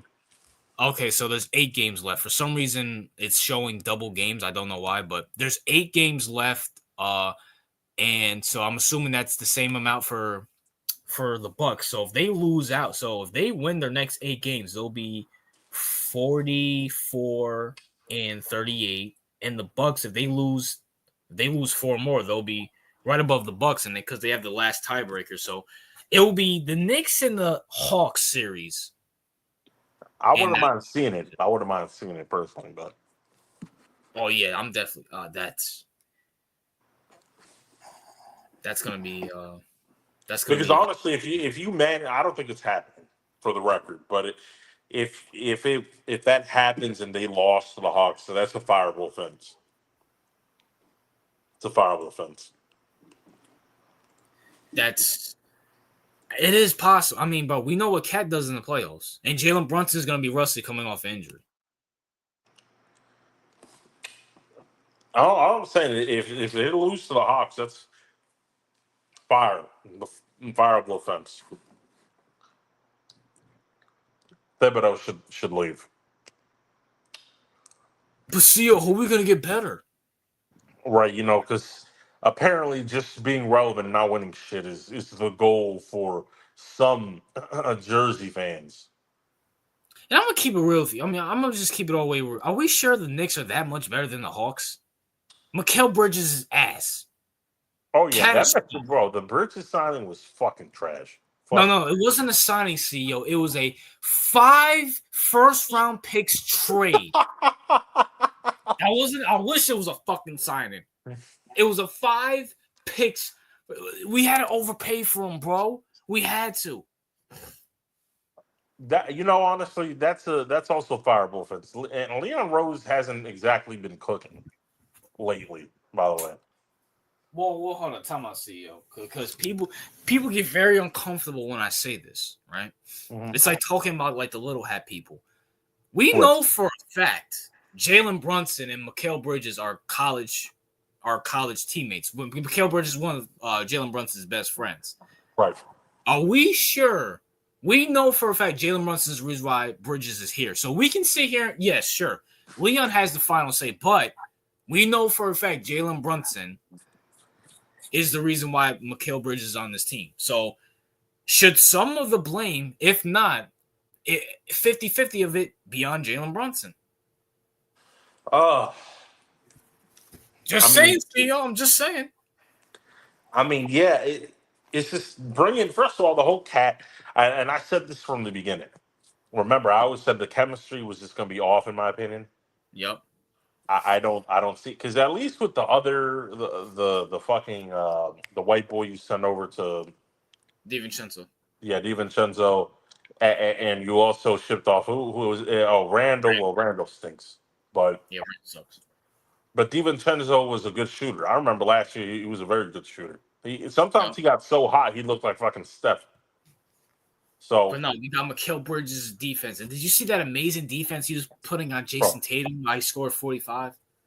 Yo, Mikal Bridges misses about as much as fucking Angel Reese does, which is fucking hilarious. And he can't even play defense.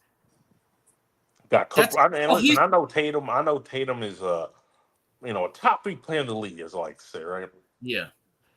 But his whole thing is defense, and you literally got cooked up for almost 50 points. That's unacceptable. Multiple, bro, it's been throughout the whole, bro, your whole thing is, he's going to shut you down. Dog, you've been getting cooked by Donovan and Tatum every time they see SGA, every time they see you. Yeah. My God, you change your jump shot every day. This ain't fucking 2K, nigga. Pick a jump shot, dog. Your jump shot was ugly. Did you see his jump shot before he came to the fucking Knicks? It was Yeah, ugly. it was fucking horrible. It's just beyond dumb to me how, like, even like last year's Knicks team, yeah, we were injured, but you know what? We had hope. This year, we have no hope. We have a dumb coach. We got Cat, who stinks. By the way, losing record with Cat without Brunson, just saying. You know how bad it was this week? Yeah. So, this Tuesday, if the Knicks would have beat the Clippers at home, and if the Milwaukee Bucks, no, all they had to do was beat the Clippers Tuesday or had the Milwaukee Bucks lose, they would have clinched the playoffs. We lost to the Clippers and Milwaukee lost, and we had to wait until the Hawks lost again to make the playoffs. We couldn't even fucking win to get in the playoffs. Get the hell out of here, bro. I mean, listen, the whole Cat, and you were skeptical about when the whole Cat trade as well. I didn't like it at all. No, and people were, oh, you're fucking, he's the top 3 center in the league, RJ. You're fucking tripping. Listen, we know why, and this is why I said, people are like, oh, he's a top 3 center, right? Mm-hmm. And I'm like, why would, knowing that they have Anthony Edwards, why would the Timberwolves get rid of a franchise piece to pair with Anthony Edwards if they truly thought he was as good as they, as good as advertised, right? Yeah. Why would they get rid of him? Oh, because now Alex Rodriguez and some other broken niggas run the league, run the Timberwolves. That's why. I'm like, no, that's coke. That's fucking coke. They got rid of him because he's not like Anthony Edwards is that nigga who gets it, who's okay like stepping up to a woman in an argument, but if it's a nigga, he'll back down. You mean Cat? Like, yeah. You said Ant. You mean Cat? Oh, I mean not Ant. I meant Cat. Yeah. So Cat is like this nigga is like, who like, oh, this is a random 6'1" point guard. I'll dominate him, and then he'll and he. But if I have to play against a 6'3" point guard, then I'll get locked up. Drew Holiday. Oh my God. Fucking Derek White. Like you literally have niggas who are 6'1", 6'2", 6'3", locking up 7 foot. How? Bro, that is ridiculous. How?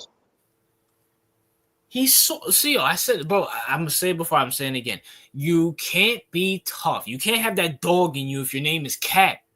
Like people forget this guy he got drafted the same year as Devin Booker, 2014. It took him 10 years to get to a conference championship, and we know for a fact it wasn't him. It was Ant's coming out party, and the reason why they lost that conference championship is because of Cat. Yeah, he had fucking 11 points. Yeah, like the one time he had 20, they won the damn game. It was literally Ant going out there dying, and Cat not doing shit. He's getting outperformed by bench players like Nas Reed. Yeah, I remember Nas Reed was kind of cooking. Like, what's that dude's name? Oh my gosh, what's his name? Oh my gosh. Who's the small forward? Brandon. I forgot his name. Brandon something. I forgot his name. He's getting He's getting outperformed by old ass Mike Conley. He's soft. And top 3 center league. That's BS. Joker is one. I'm sorry. I don't care what anybody says. I'm putting Wemby above Cat. I'll take Wemby's potential over Cat. That's fair. I'm taking a healthy Porzingis over him. I'm taking AD over him. The hell out of here. I mean, yeah. Porzingis, Isaiah Hartenstein, I'm taking over him. I don't care about the points. Isaiah Hartenstein's a better center than him. I'll take what's his name? Sengun over him. The hell out of here, bro. Listen, bro got locked up by Jordan. He got locked up by Derek White. He got locked up by Jason Tatum. He got locked up by Cornette. He got locked up by Nemius Queta. Is that the third string center that you guys picked up that week? Yeah, that's the third string center. Yeah, he got locked up. Blocked him twice. Hold that nigga, bro. And Jared Allen's better than him too. I'm just saying that right now. I don't care. Jared Allen's better, bro. I'm sorry, Nicholas like, bro, CEO. People, I remember that people were like, "Oh, he's a top 3 center." He wasn't even playing center. He was playing the 4. Rudy Gobert was the center, and that's why he was doing good. All right, who would you take, Cat or Embiid? Healthy Embiid. Yeah. Oh man, that's a hard one. At the center position, Yeah. healthy Embiid. Damn, it's that bad. Healthy Embiid. Yeah. Cat, at least Embiid he can get a block here and there. When Embiid wants to try, he can try. Cat gets Seal, you've seen it with your own eyes. Like, forget Porzingis. Matter of fact, he hasn't even got to Porzingis yet, because wasn't Porzingis injured in the first game? Yeah, he was injured when he played. That's why they put Derek White on, locked his ass up. Bro, you seen the old ass Al Horford. Locked them up. Yo, RJ, I just realized something, right? Everyone not named Pritchard, right? Mm-hmm. Locked him up. You didn't even have. Can you imagine if a healthy Porzingis gets his hands on him? It's over. The dude stinks, and see, this is why I said it's a lateral upgrade. Is Cat a better player than Randall? Yes, I don't think anybody can deny that. Right. But it's lateral because it's the same thing. It's like he's gonna choke in the playoffs. We've seen it for the last 10 years. Cat is not okay. Yes, he's better than Randall. We know that, right? But he's still not better. He's probably equal to, but he's not better to the sum of the parts that you shipped away. He might be. You know what he is? He might be an upgraded version of Julius Randle. Yeah, that's fair. That. Go ahead. Even then, I think that Randall will probably be slightly more like physical than Cat was. His Cat's not physical, but when I say that he's not better, he's better than Randall, but I don't think he's better than everything you traded. Basically, I'm gonna keep it real with you. And this might be a breaking moment. I think Randall fitted the Knicks system more than Cat, because at least Randall stinks, and I hate Randall. But at least with Randall can get scrappy. Yeah, Cat is nowhere near scrappy. He's nowhere near scrappy. You get a little physical with him, he's out of the game. Go ask Drew Holiday and Derek White. Isn't that why Jimmy Butler and him didn't get along? Yes. Bro, I said this back in like 20, even though we didn't know each other back then. I said this back in 2016 when Jimmy was with the Timberwolves. Yeah. Jimmy came to his team and said, "Cat, you take the starters, I'm going to take the bench, and I'm going to fucking smoke you," and smoke them in front of everybody. You're soft. Yeah. You are soft. He got choked out by Ben Simmons. Like, come on, bro. Like, come on, man. Like, this dude's big for nothing. Go ahead. Yeah, he's big for nothing. He's the definition of big for nothing. And speaking of that, CEO, let's talk to end this stream. Opening day was Thursday, I believe, right, CEO? Thursday, Friday, somewhere around there. That's right. And he's 2-0, smoking Milwaukee, looking good. Pitching's looking good. You feel me? Aaron Judge, I believe hit a homer. You know what I'm saying? Meanwhile, in the other team, CEO in New York, that was quote unquote accusing us of being obsessed. The Mets lose their opening game. You feel me? And then they beat their other game. You know what I'm saying? But I just want to talk about how the Mets are vastly overrated, that their fan base is gay, and I'm going to just keep it real with you. They're the New York Giants of New York. They stink.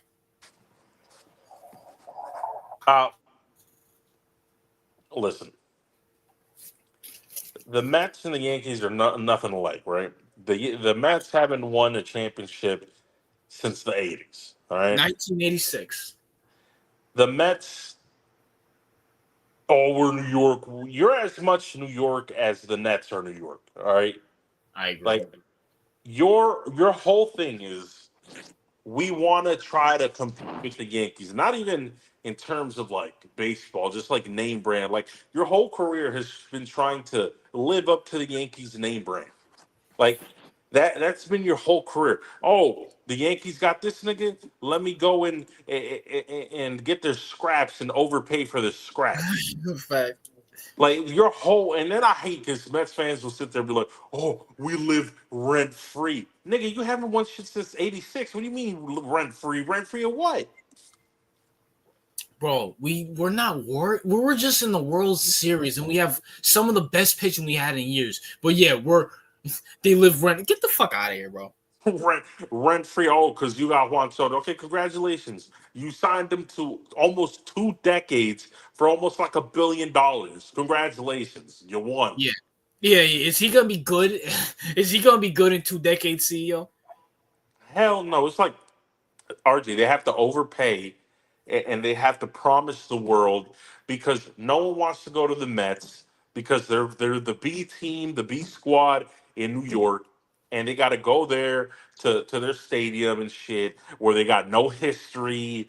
They got a bunch of bums. They're like, it's just it feels like the Mets are Jersey's team personally, right? It's like this is your like we're historic. The Yankees are a historic organization with multiple championships. The reason New York is partially because of the Yankees, right? But the Mets are nothing. They're no great. They're no better than the Jets. They're no better than the Nets. They all sound the same because they are the same, RJ. I agree. And you want to know what's crazy, right? CEO, didn't we just see this a few years ago with Pete Alonso? Let's overpay for Pete Alonso. How the fuck is that worked? How many World Series have they gone to? Zero. Yo, it's like let's overpay for everything to try to be the Yankees. Like, let's get Juan Soto. Let's get this. I'm like, you're not. First of all, you're not getting even with Juan Soto. You're not getting past the Dodgers. You're not. Facts. Facts. You're not making the World Series because you're not getting past the Dodgers. And that's the sad thing about it. Sure, you can sell your season tickets at a premium because now you got Juan Soto for them to watch and shit. But it's like, okay, what do you really win? You're not winning a World Series. You're not. All right. Uh, I told you this, RJ. We have enough batting. All right, we have enough batting. What we need were pitchers. We needed pitchers. Okay. Now we lost Cole, unfortunately, due to injury. Yep. But what we needed was pitching, and because our let's be honest, bro, our bullpen sucked dick in the World Series. Facts. Like fucking Freddie Freeman was fucking abusing us because our Yep. bullpen was fucking shit. We need Mhm. pitching. We got the bats. We can handle it. You know, we got Stanton and we got fucking Judge, right? They can bat. They're big hitters. And you know, we got Chisholm. We got we got hitters. Now, what we needed was more elite pitching. Cole can't be our only pitcher. Unfortunately, we did lose him. So we'll have to see how that plays out. But it's like, Mhm. and by the way, can all you Yankees haters stop talking about the bats this, the wood on the bats Oh my that? gosh, bro! And you know what's funny, right? Guess who's the leading driver of that? It's the fucking Mets. Mets, right? It's like, Yep. oh my God, the Yankees, the wood is an inch bigger in some certain section of the bat. I'm like, what? First of all, it's legal. That's one. Yep. Second of all, I love how if the Brewers were fucking destroying us, right? Like we were doing to them. Would anybody bring up the bats? You know, they just laugh at the Yankees. Oh, look at the Yankees. They're getting destroyed by the shitty Brewers. Mm-hmm. Like you only hate the Yankees and you only use those excuses because you hate the fact that they have like 27 titles, all right? Mm-hmm. And we're the Yankees are the best team in MLB and will continue to be so. Now the Dodgers do exist, but historically speaking, they're not better than the Yankees. Mm-hmm. And the Mets, bro, you live rent free in our city, all right? Not it's not the other way around because this whole Mets like because that's the only thing they could say, right? Because if it wasn't for the whole Soto thing, what do the Mets have over the Yankees really? I mean, think about it. N- we're talking about people.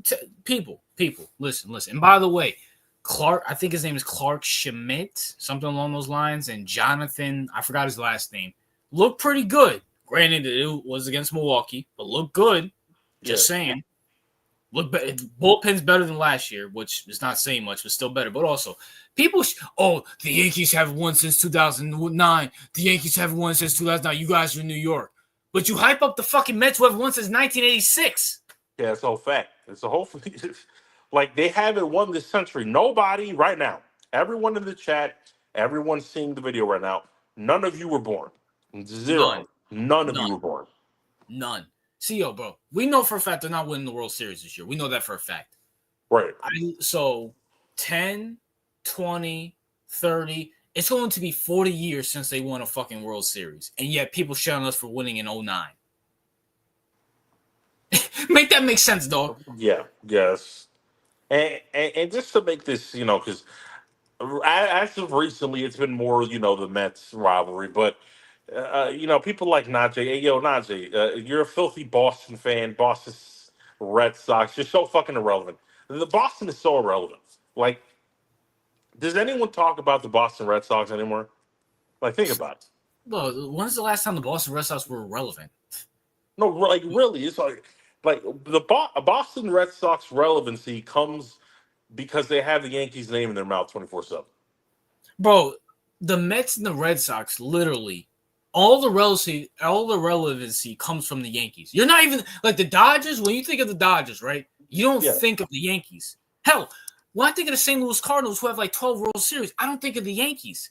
Hell, the fucking Giants, San Francisco, I don't think of the Yankees. But when it comes to the Boston Red Sox and Mets, first thing that I think of is the Yankees. That's how fucking positive you guys are. Nah, I will say this: Red Sox are slightly less poverty than the fucking Mets, but the Red Sox have slightly less poverty than the Mets. Right? The Mets are on par with fucking the Orioles. Absolutely. The fucking Marlins have more fucking championships than him. Like, get the fuck out of here, bro. Like, at least the Red Sox won in 2007, 8? No, not 2007. 2018, 19, somewhere around there against the Dodgers, ironically. And then they won in 2013, I believe, too. So at least they won this. At least they won in the 2000th century. CEO, it's about to be 40. Like, people, it boggles my mind how people shit on the Yankees for winning in 09.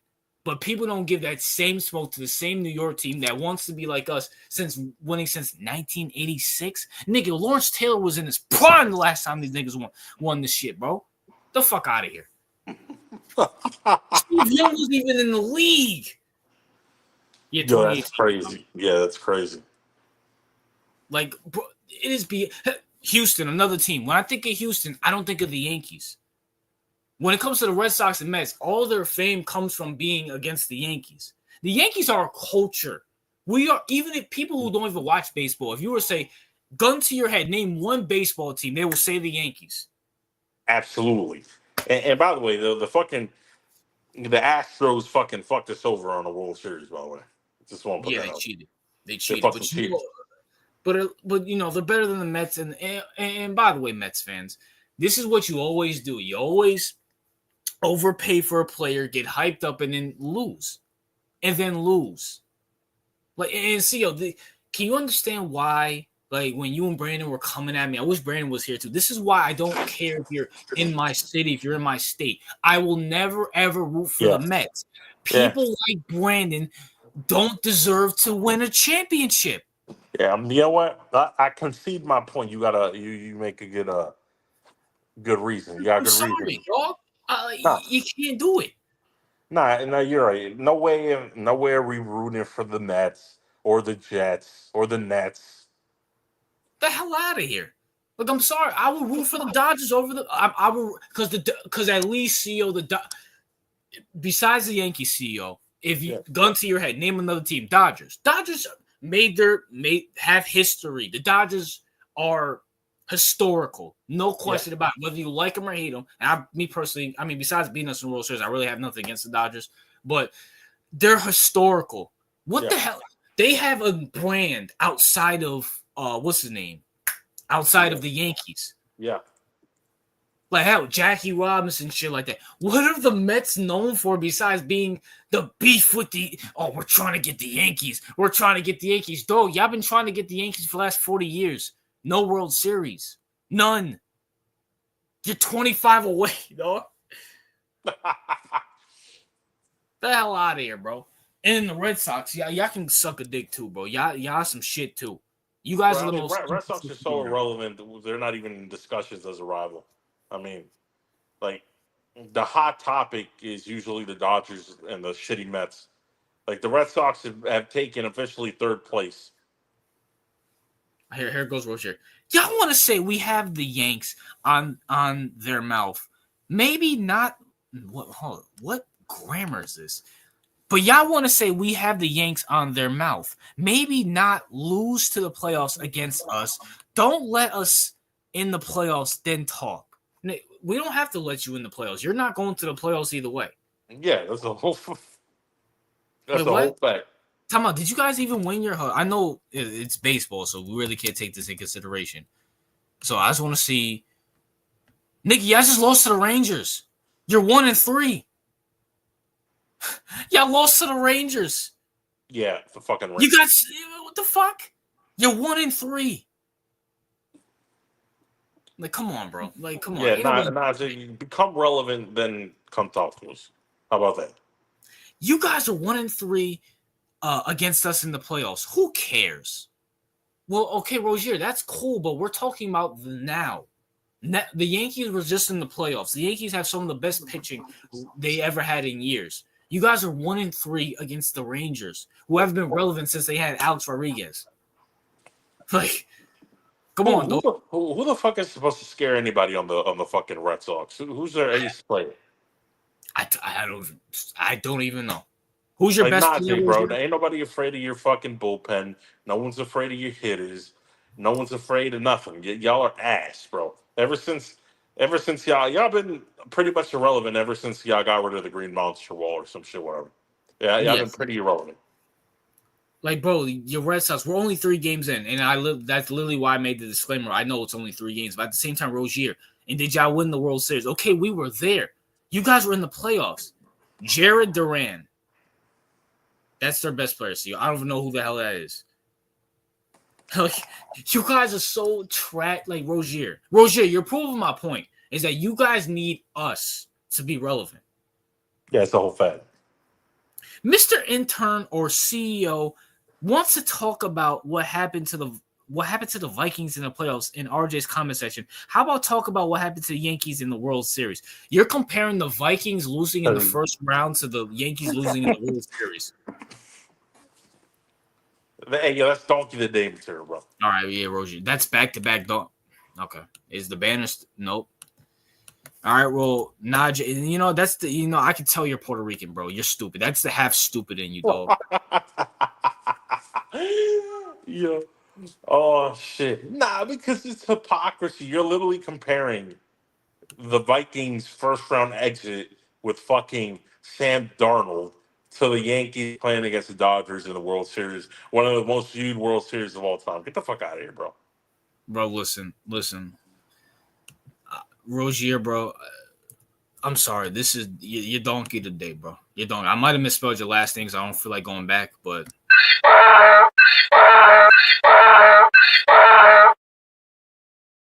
actually, no, I didn't misspell your last name. But bro, you're comparing a team. First of all, okay. I have a video about this, I think, coming out. You're comparing a sport that's one and done to a series. That's number one. And number two, we lost to Shohei Ohtani, a first ballot Hall of Famer. The Vikings lost to the Rams, who didn't even go to. They weren't even the conference championship. Get the fuck out of here, bro. Yo, Rozier, bro. Rozier, I think I said this last week. CEO can correct me if I'm wrong. I'm gonna say here. You can add baseball to it now.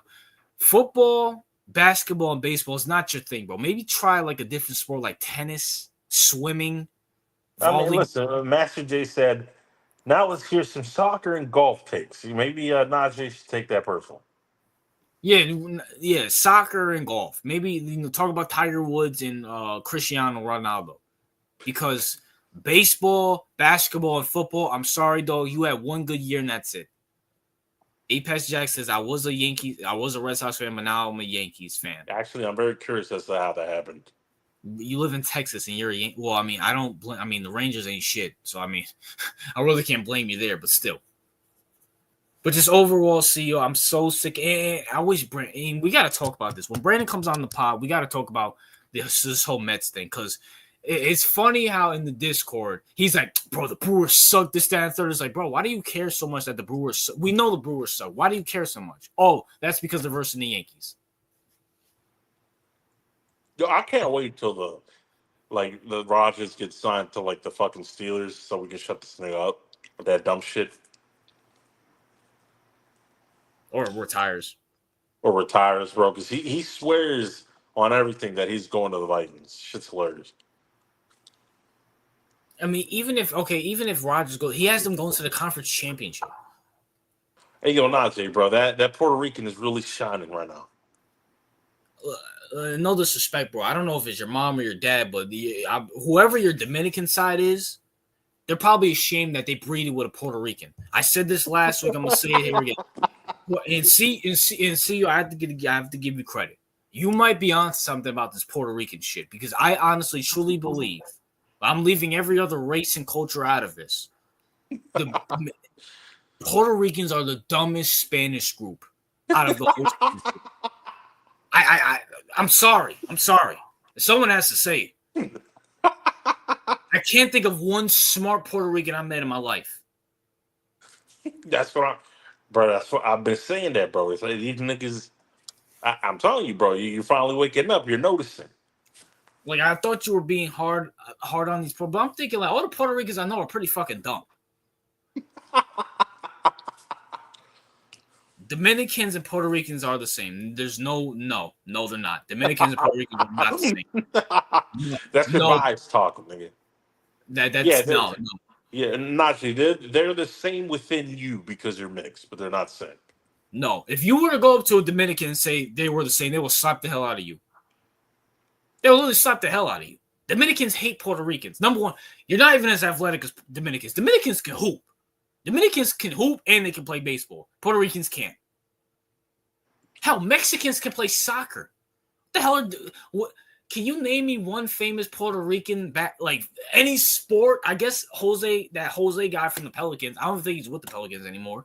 Wait, I don't even know. It was something. It was like Jose. It was like the sixth man or some shit like that. But I was it Jose Calderon? Was that? Yeah, something like that. Something along those lines. I guess Carmelo, because I guess he's Puerto Rican. I mean, I would consider him black, but that's yeah. I'm half PR and ain't TOP Puerto Rican. Okay, but if Master J, RJ, is half PR, that should tell you that my theory has a lot of solidity to it. There's a reason why they call Dominicans illiterate. Well, no disrespect, bro. If they're illiterate, what the hell are you guys? You guys are fucking dumb. RJ, if it's true that Master J is half Puerto Rican, that answers a lot of the questions. Yeah, and Master J, how are you half Puerto Rican and you were shitting on Brandon for making fun of black people? I'm fine, Master J, bro. You figure out what the hell you're gonna talk about. Kaiju said, "What's wrong with PR? They got some baddest females." That's a fact, but their females are dumb.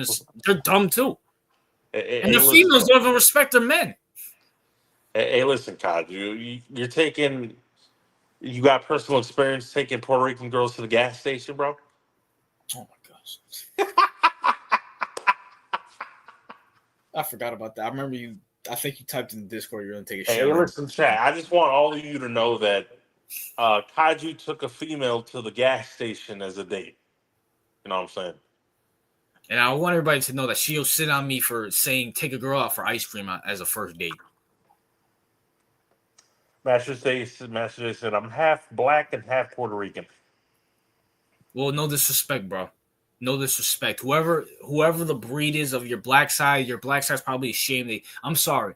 This is really waking me up that if a girl's Puerto Rican, I'm probably not going to marry her. I'm sorry. You're disqualified. You're disqualified. Like You know, RJ, I'm glad that you're joining the movement. because I see, well, CEO, you were, I mean, CEO, you grew up around Dominicans, and Dominicans don't like Puerto Ricans. So I'm like, CEO's very skewed. But I'm just thinking about, I don't know what made me have this epiphany. I don't know if it's because I was hanging out with Brandon, but I'm like, Puerto Ricans are fucking dumb. My God. That's what I'm saying, bro. That's what. Listen, we got Brandon. Brandon is the biggest contributor to this theory, by the way. And then you got Brandon, you got Najee, you got Master J now. You got like, god damn, bro. It's not looking good, though. Like it's not good. Like if Michael turns out to be half Puerto Rican, because I heard he has a last Spanish last name or something. If he's secretly a half Puerto Rican, then my theory would be as good as Einstein's theory of relativity. That's how solid that should be.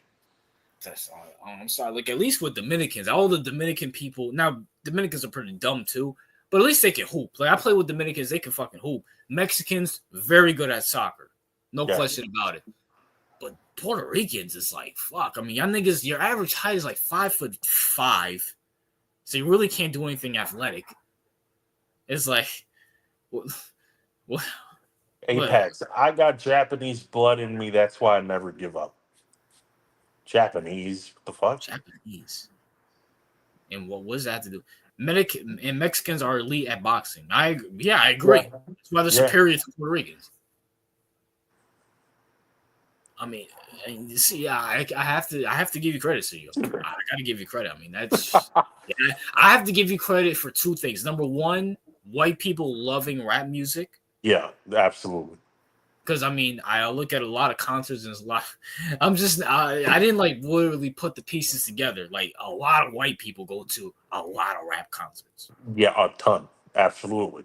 And I'm like thinking like that is a fact because majority of black people, don't go. They're not wasting. They're cheap, so they're not spending their money on concerts. Like who the hell is going to concert? Oh shit, it's white people. Yeah, that's right, bro. You don't see every time. On Discord, anything when Donnie sees a celebrity or something, he's like, "Oh, bro, I just I just saw 50 Cent's tour or shitty shit." Like, bro, listen, I'm saying, bunch of white people. I'm like shit, and then the second thing is this Puerto Rican shit. They're dumb. That's what I'm saying, bro. I've been saying this. Like all the takes, like Puerto Ricans have the worst sports takes of all time. Like, if you go ask a Puerto Rican anything related to sports, you're gonna get one of the worst takes. I'm telling you. I think the only example we can give is honestly Brandon. And looking at it now, it's like, I mean, shit. I mean, Rozier. Look at Rozier. Yeah, very. No, hey. I mean, and let me see who else. Listen, Kaiju, advice, bro. Don't take girls to the fucking gas station.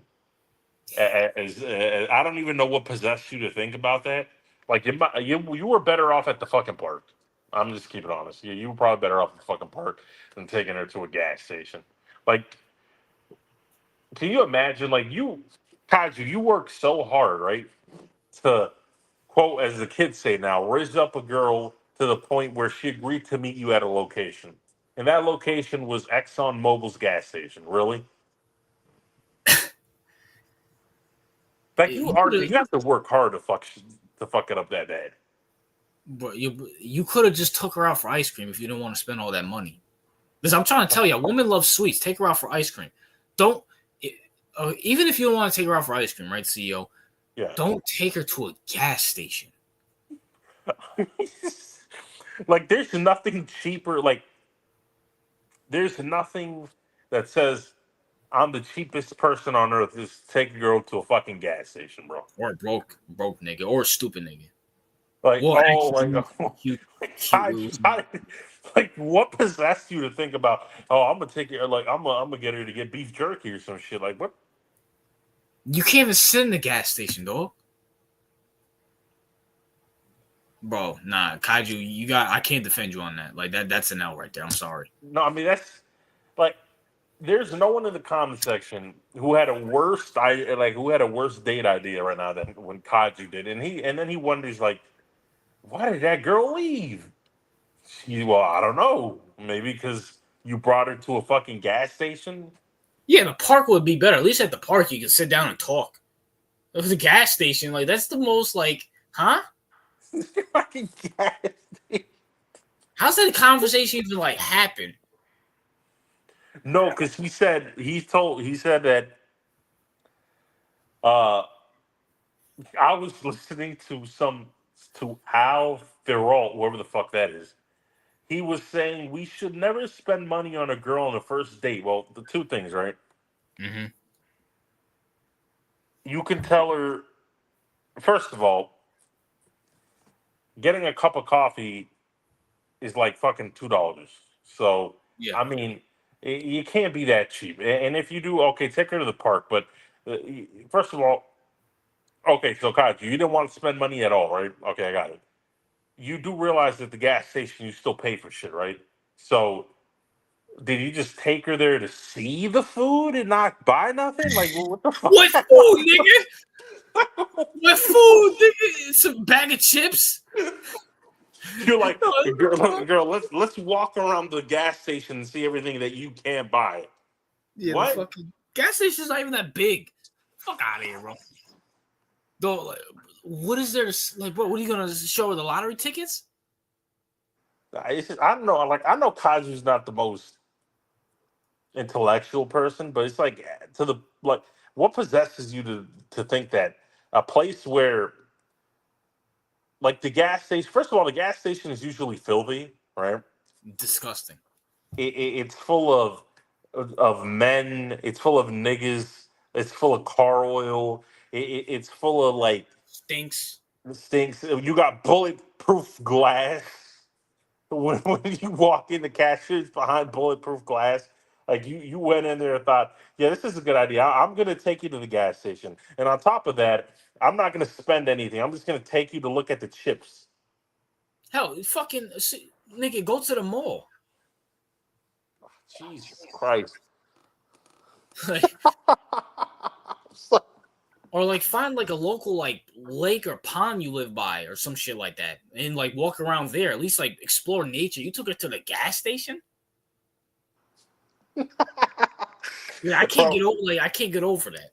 no, it's just like no matter how cheap someone is, they would like not even the cheapest person on the earth would take a female to the gas station. CEO called me cheap, and then he had to apologize to me, saying, "Okay, RJ, Kaiju just one ups you." The cat and bro, he wasn't even. Hold on, tell me. I don't know who. Do you know who whoever this guy is? Do you know who Yeah. this is? Wait, who? The guy that he was listening No, to. no, yeah. He showed us a video. It was some asshole. It was some white dude in a beat up car talking about woman that thinks he knows what he's talking about. Bro, I'm sorry. No, I'm sorry. Second of all, Kaiju, with all due respect, bro, unless it's like someone like a Kevin Samuels, maybe an Andrew Tate, someone who's dressed up, classy. Why are you listening to a guy in his car about women? Come on, bro. He gave you advice. I mean, well, to be fair to the guy, he probably didn't think you would take her to a fucking gas station. Yeah, and But that's what my next point was. If you would have told this guy, "Hey, I took your advice and didn't take a girl out. I didn't spend money on the girl on the first date. Oh, where'd you take her? A gas station." I think he would probably curse you out. bro, if you Kaji put like if you're a father, right, and you found out that your girl, like you had a daughter, and some dude took her to a gas station on first date, Like, like I mean, just like anyone, like that's embarrassing. Like you're just taking a girl out to the gas, like even the dollar store is less offensive than the fucking gas station. fucking dollar stuff. They take out the Walmart or some shit, man. Walmart is a better option than the gas station. The gas station is filthy. It's disgusting. It's full of Hell, bulletproof glass. nigga, the local pizza shop would be better than the gas station. He gave Dunkin' the hardest. Donuts would have been better than the gas Yo, station. yo. he, he gave the hardest words. Oxygen is their attention. Validation is their currency, and accountability is their kryptonite. That shit goes hard for some reason. First, I mean, a lot of men know this already. That's one. And the second part is, I get all that. That's fine, Kaju. Yep. But I mean, were you trying to like? Was the whole point of you taking her to the gas station to find out if like what was the point? Like I don't get it. Like you're not. I get you don't want to like pay money. That's fine, but it's just like, what was the point? I need to understand what was your reasoning behind that. Yeah, like what was? And I'm sorry to say this, bro. You're gonna have to spend if you're taking a girl on a date. If you rizz up, as the kids say, rizz up a girl to take you on a date, you're gonna have to spend some money. Granted, I'm not saying you have to spend like hell $50. You could take her out for ice cream, pizza, whatever. But a gas station, dog. Where you gonna? Even if you were gonna spend, where you gonna eat the food in your car? Whoa, wait, because I think he told her. I think he met. He didn't even drive her there. I think that he told her to meet him up at somewhere, and it turned out to be a gas station Ain't no fucking way, though. because she was angry, right? He said that she left, right? Obviously. Mm-hmm. So so my thing is, he said girl, like she didn't know where she was going, RJ, right? So it didn't say like, oh, you want to meet me at the gas station, and she agreed. That would be a different thing, right? Yeah. But he took her to the gas station as a surprise. Yeah, you gotta hold the yell on that, dog. I can't defend that. I'm cheap too. I'm cheap too, but even I can still I can get a girl to go to the damn park than the gas station. But Come on, man. he did it as a surprise. That's ridiculous. He's like, girl, I got a surprise for you, bro. And you know girls get excited about surprises and shit, right? Yeah. And she was probably thinking in her mind, like, oh shit, where we going? She pulls up to a gas. She probably checked the destination. Did I put the right address? So I can just imagine she must be thinking, oh, maybe he wanted to stop for gas, right? He wanted me to stop for gas, and it turned out that no, this is where we're going, the gas station. Yo, bro, there's no way. And Kaiju, bro, you're my boy, but I'm sorry, bro. We might have to work on your Riz game too. Kaiju, I gave you free game. Take her out. Woman loves sweets. Take her out for ice cream. Kaiju, you live in Texas. There's an ice cream shop over. I'm pretty sure she'll be less likely to leave if you go to ice cream. I've taken women out on a first date to ice cream. They never left. Okay, well, we got the answer, RJ, right? And this is hilarious. All Look, right, if she truly loves me, she wouldn't mind. And also, if she was raised right, she wouldn't mind. Okay, okay. so Go ahead before I crack at it. Go ahead. all right, first of all, you just met her. Why would she love you? That's one. I was about to say that. If she truly, Why would she fucking love you? and why do you love her? She could be a whore. And if she was raised right, she wouldn't mind. I mean, Jesus Christ. I mean, I understand, like, a girl that wants you to take her out on a 5-star date and you don't even know her, that's a red flag. Like, that, but it's just like the lack of creativity and the, like, you have to be thinking, like, in her mind, she's thinking that most guys try to make the best impression the first time, right? Your best impression the first time is to take her to a gas station. Imagine, like, what's if that's your best impression? Like, what's after that? Like, Bro, I'm saying, Kaiju, listen. If I found out one of my sister's husbands took him to a gas station for the first date, I'm pretty sure my dad will literally slap the hell out of him if he was still alive. A gas station, dog? gas station. Oh, like, see, Kaji, you got the mentality wrong. First of all, like, if she was raised right, there's no man like. I don't think there's. I don't think many fathers would raise their woman and be like, "Listen, girl," like they would. I think that'd be offensive, right? Like your attempt, like someone trying to go date your daughter, they take her to a, like, they think so lowly of her that they take her to a fucking place where niggas go to pee and do oil changes? Facts, bro. Like, come on, bro. Hell, I think McDonald's will be less offensive than this. I mean, It might shit. be. I I mean, don't care. Like people would like McDonald. Like, hey, let's meet up at least you can sit down and talk. A gas station, dog. You gonna take her to the dentist next, nigga? Like, what the fuck, bro? Come on, bro. so CVS. I think Kaju's logic here is, let me take her to the worst place so that I know she truly loves me. But it makes no sense, because why would a woman love you if she never met you? And that might be bro. Like, I'm gonna keep it, bro. Kaju, don't you live in Texas? Isn't there a Krispy Kreme in there? Like, come on, bro. And the worst thing is, bro didn't even take her to like a Wawa or one of those things. He probably took her to ExxonMobil or Shell. Took her to a 7-Eleven or some shit like that. Do you think you'll do? What do you think about the idea of NFL? Oh yeah, I forgot the NFL. Well, I'm honestly, we're gonna wait until we're kind of late in the pod, but we're gonna probably wait until next week when the thing comes out. Krispy Kreme's out of business. No, I don't think so. I'm pretty sure In they're not. Texas. Maybe in Texas. Would y'all meet a Haitian RJ and CEO?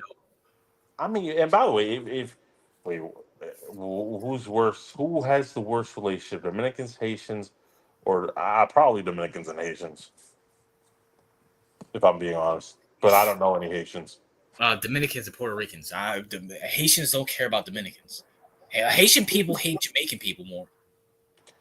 Who has the worst? I mean, no. I mean, no. Listen, Kazu. If you don't want to spend money, like, you could have fucking take her to a taco shop, like you. I mean, whatever. I mean, it. I don't know, bro. I feel like Kaiju, and this is what because Kaiju keeps complaining, like, oh, girls, in the Discord, that girls keep rejecting him. Well, shit. I mean, it might have to do with the gas station. I mean, I'm pretty sure this has to be one of the worst, and I can guarantee this is probably Kaiju's. Not the first time he did this. He probably keeps doing shit like this.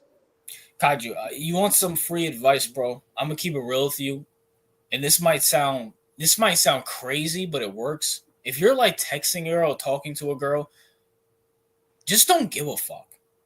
Honestly, treat her like she's there because you want her there. And I'm not even talking about like on her side. I'm just talking, just text her. That's what, just text her. I agree with the whole not being too clingy on text or anything like that. I agree with that. The only thing is, like, don't take that to an extreme, right? Don't take her to an extreme where it's like, I don't give a fuck so much to the point that I'm taking you to the gas station. Like, don't do that. Not like that. I'm saying, like, don't come off desperate. You know what I'm saying? Like, talk to her like a friend.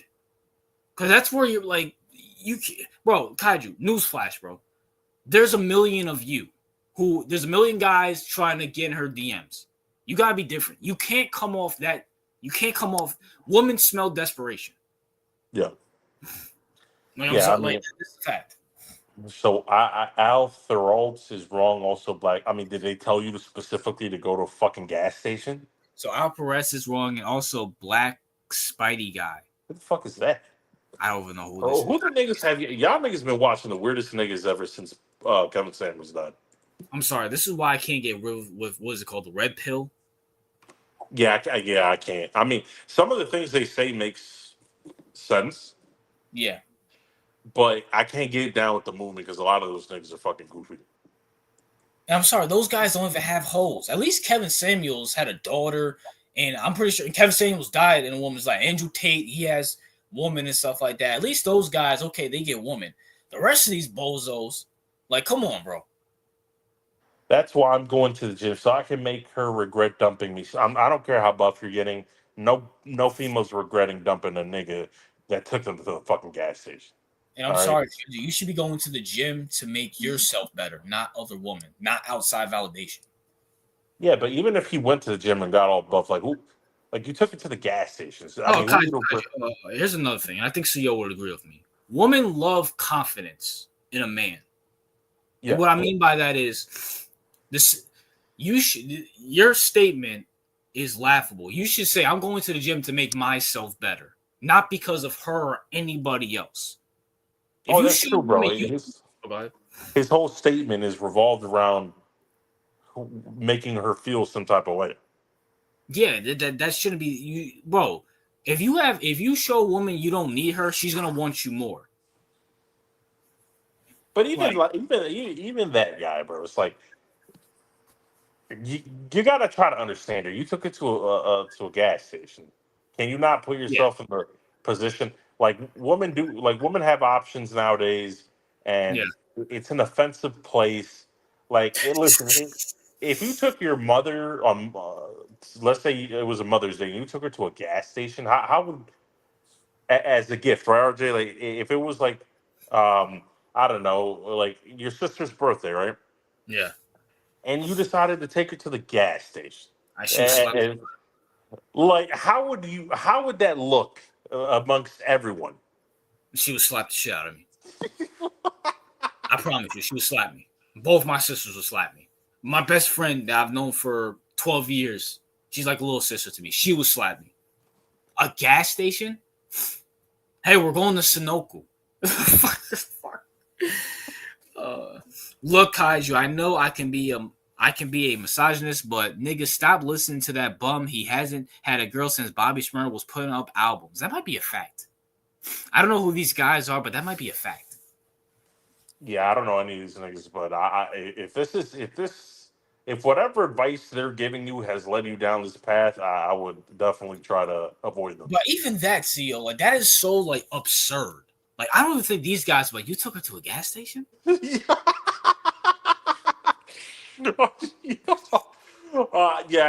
I doubt they told him that. Kaiju thought it was a smart idea at the moment. Like, it's just retarded. So And they probably said don't spend that much money on a woman. Like, but like a gas station, though. not spending money on a woman is impossible. I'm just Yeah, keeping it yeah, real. it's a fact. Whether yeah, you should limit the amount, but spending $0 on women is impossible. You're never going to do that. I mean, unless you like meet her up at a park or somewhere like nature wise where you can look at shit. But like even with that, Now, if you ever want to have like, I'm talking about in terms of relationships in general. Like, mm-hmm. first of all, not even just on her. Like, you got to go out. If you got a meter, you got a car. You got to waste gas, right? You got to do a lot of things. You're probably spending money on smelling good or your clothes. Like, spending money. Like, when it comes to women, you're going to spend money. It just depends how much. Guys, you want free game? And I know this might sound weird because people are gonna say the friend zone this, friend zone that. A lot of women, you get a lot of girls by being their fucking friend because if it doesn't go anywhere, there's no foul in it. So you're all right. You don't spend any money. But if you're that friend who doesn't want to fuck her, she will attract to that because let's be for a majority. Even if you do want to fuck her, don't tell her you want to fuck her. Give off that fucking energy. I know. I mean, you probably more expert than that. I don't really have. I don't really. Oh I'm yeah, not really friends with a lot of women. yeah, in fact. But bro, all majority of I can sit here and say probably besides like the girls. Yeah, all my relationships have become I was that girl's friend and I was not the creep. Like I wasn't saying, hey, you got. I'm not even joking, CEO. There's dudes that hit up girls that say, hey, you got nice tits, dog. Like what the like that is like some of the most weirdest thing ever. But Kaiju, why don't you try to be your friend first? Show that you don't want to fuck her. She will attract you even more. Just search them up. You'll see what I'm talking about. Plus, he said women have rosters. Hoes have rosters. He told me to find a woman that loves God. I mean, that's good and all. I mean, are you trying to find a Good. wife? Is that what you're doing here? I mean, I don't know your intention, but if you're Plus, a trying to lot of men find are not approaching women no more because of sexual harassment or the pick me girls. Okay, that's good. That's why we have texting. But at the same time, Kaiju, like that's not the point. The point of the matter is, and I agree with all that. You took her to a gas station.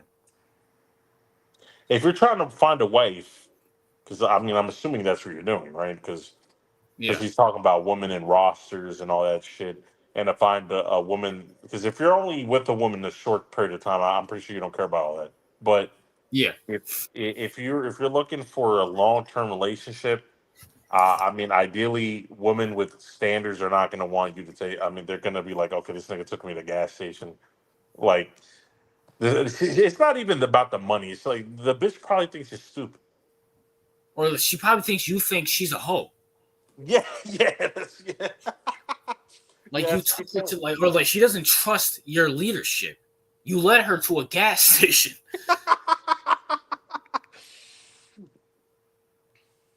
Like, God, you know this. I think you overthink women. Women are pretty simple. Yeah, They're pretty yeah, simple. yeah. I mean, it's simple. Like, yeah, they are simple, and I feel like the older I get, the easier women get. I agree. When I was younger, when I was a lot younger, women were complex to me personally. Yeah. But as I gotten older, they're really simple. They're not that hard to figure out. And also, Um, I'm gonna keep it real with you guys. I'm gonna keep it real with you guys. As a man, you gotta, as a man, especially around these times, you have to be okay with being alone. And hell, sometimes being alone is probably better. you have to be okay with what? Being alone. Oh, being alone. Nah, man. I mean, I'm gonna tell you, be as a man, being alone is some of the greatest thing you can do. Like I like my peace, right? Like you should never be afraid to be alone. Like if you're afraid to be alone, that just tells me that you probably don't like yourself. Yeah. Because I mean, and I'm not saying be a hermit or don't Yeah. interact socially with people. I'm just saying like don't be that nigga that needs to talk to somebody 24/7 because you don't like being you can't stand yourself for more than 5 minutes. Yeah, facts. Like, and also being alone, you help you grow, you evolve, you find yourself even more, you have peace. Now, granted, is it nice to have a girlfriend? Of course, but also that comes with, let's be for real, CEO headaches. Now it comes with headaches, and if you like, it has to be the right female because some females are annoying. You have to know what you want out of that female, right? Because I mean, I believe all women are crazy and annoying. It just depends on what level it is.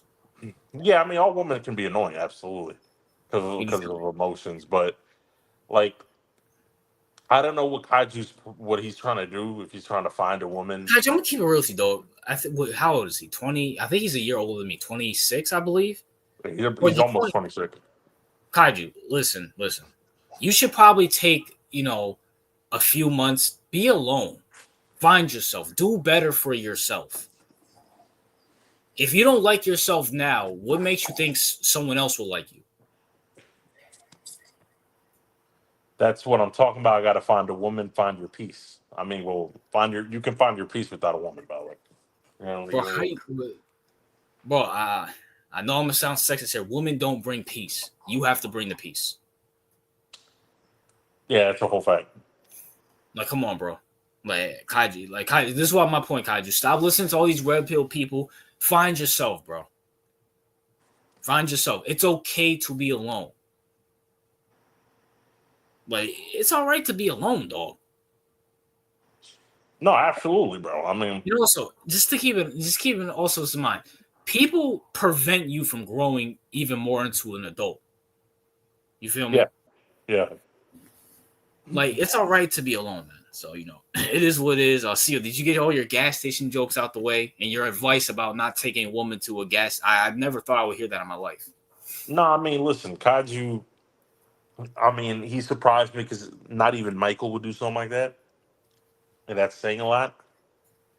Yeah, bro. You But better hope listen, Michael doesn't hear this podcast, bro. well, I mean, listen, Kaiju. Uh, at least you know it was wrong, and you're not gonna do it again. That's the most important part. I'll just say Yeah, that. bro. You know what I'm saying? It's a learning experience. I thought it would be never a learning experience to anybody. But you know what? Yeah, I gave you advice. CEO gave you advice. CEO gave you good advice about, if you're going somewhere, even if you're lying about it, saying, hey, I'm going here. If you want to come, I wouldn't mind your company. That's a good way to put it. Right, because it's like you're telling her, "I got places to be. I got to go to this place. If you want to tag along." It doesn't sound desperate. That's what I'm trying to say. Like, Yeah. Like like you're inviting her to what you're doing, not like you're making time for her. Like it's just no.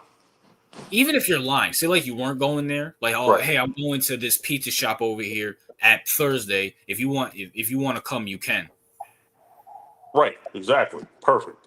Yeah. So like, even if you're lying, you're not going there. You're just going. You're trying to take her out. Yeah. That's a good way to do it.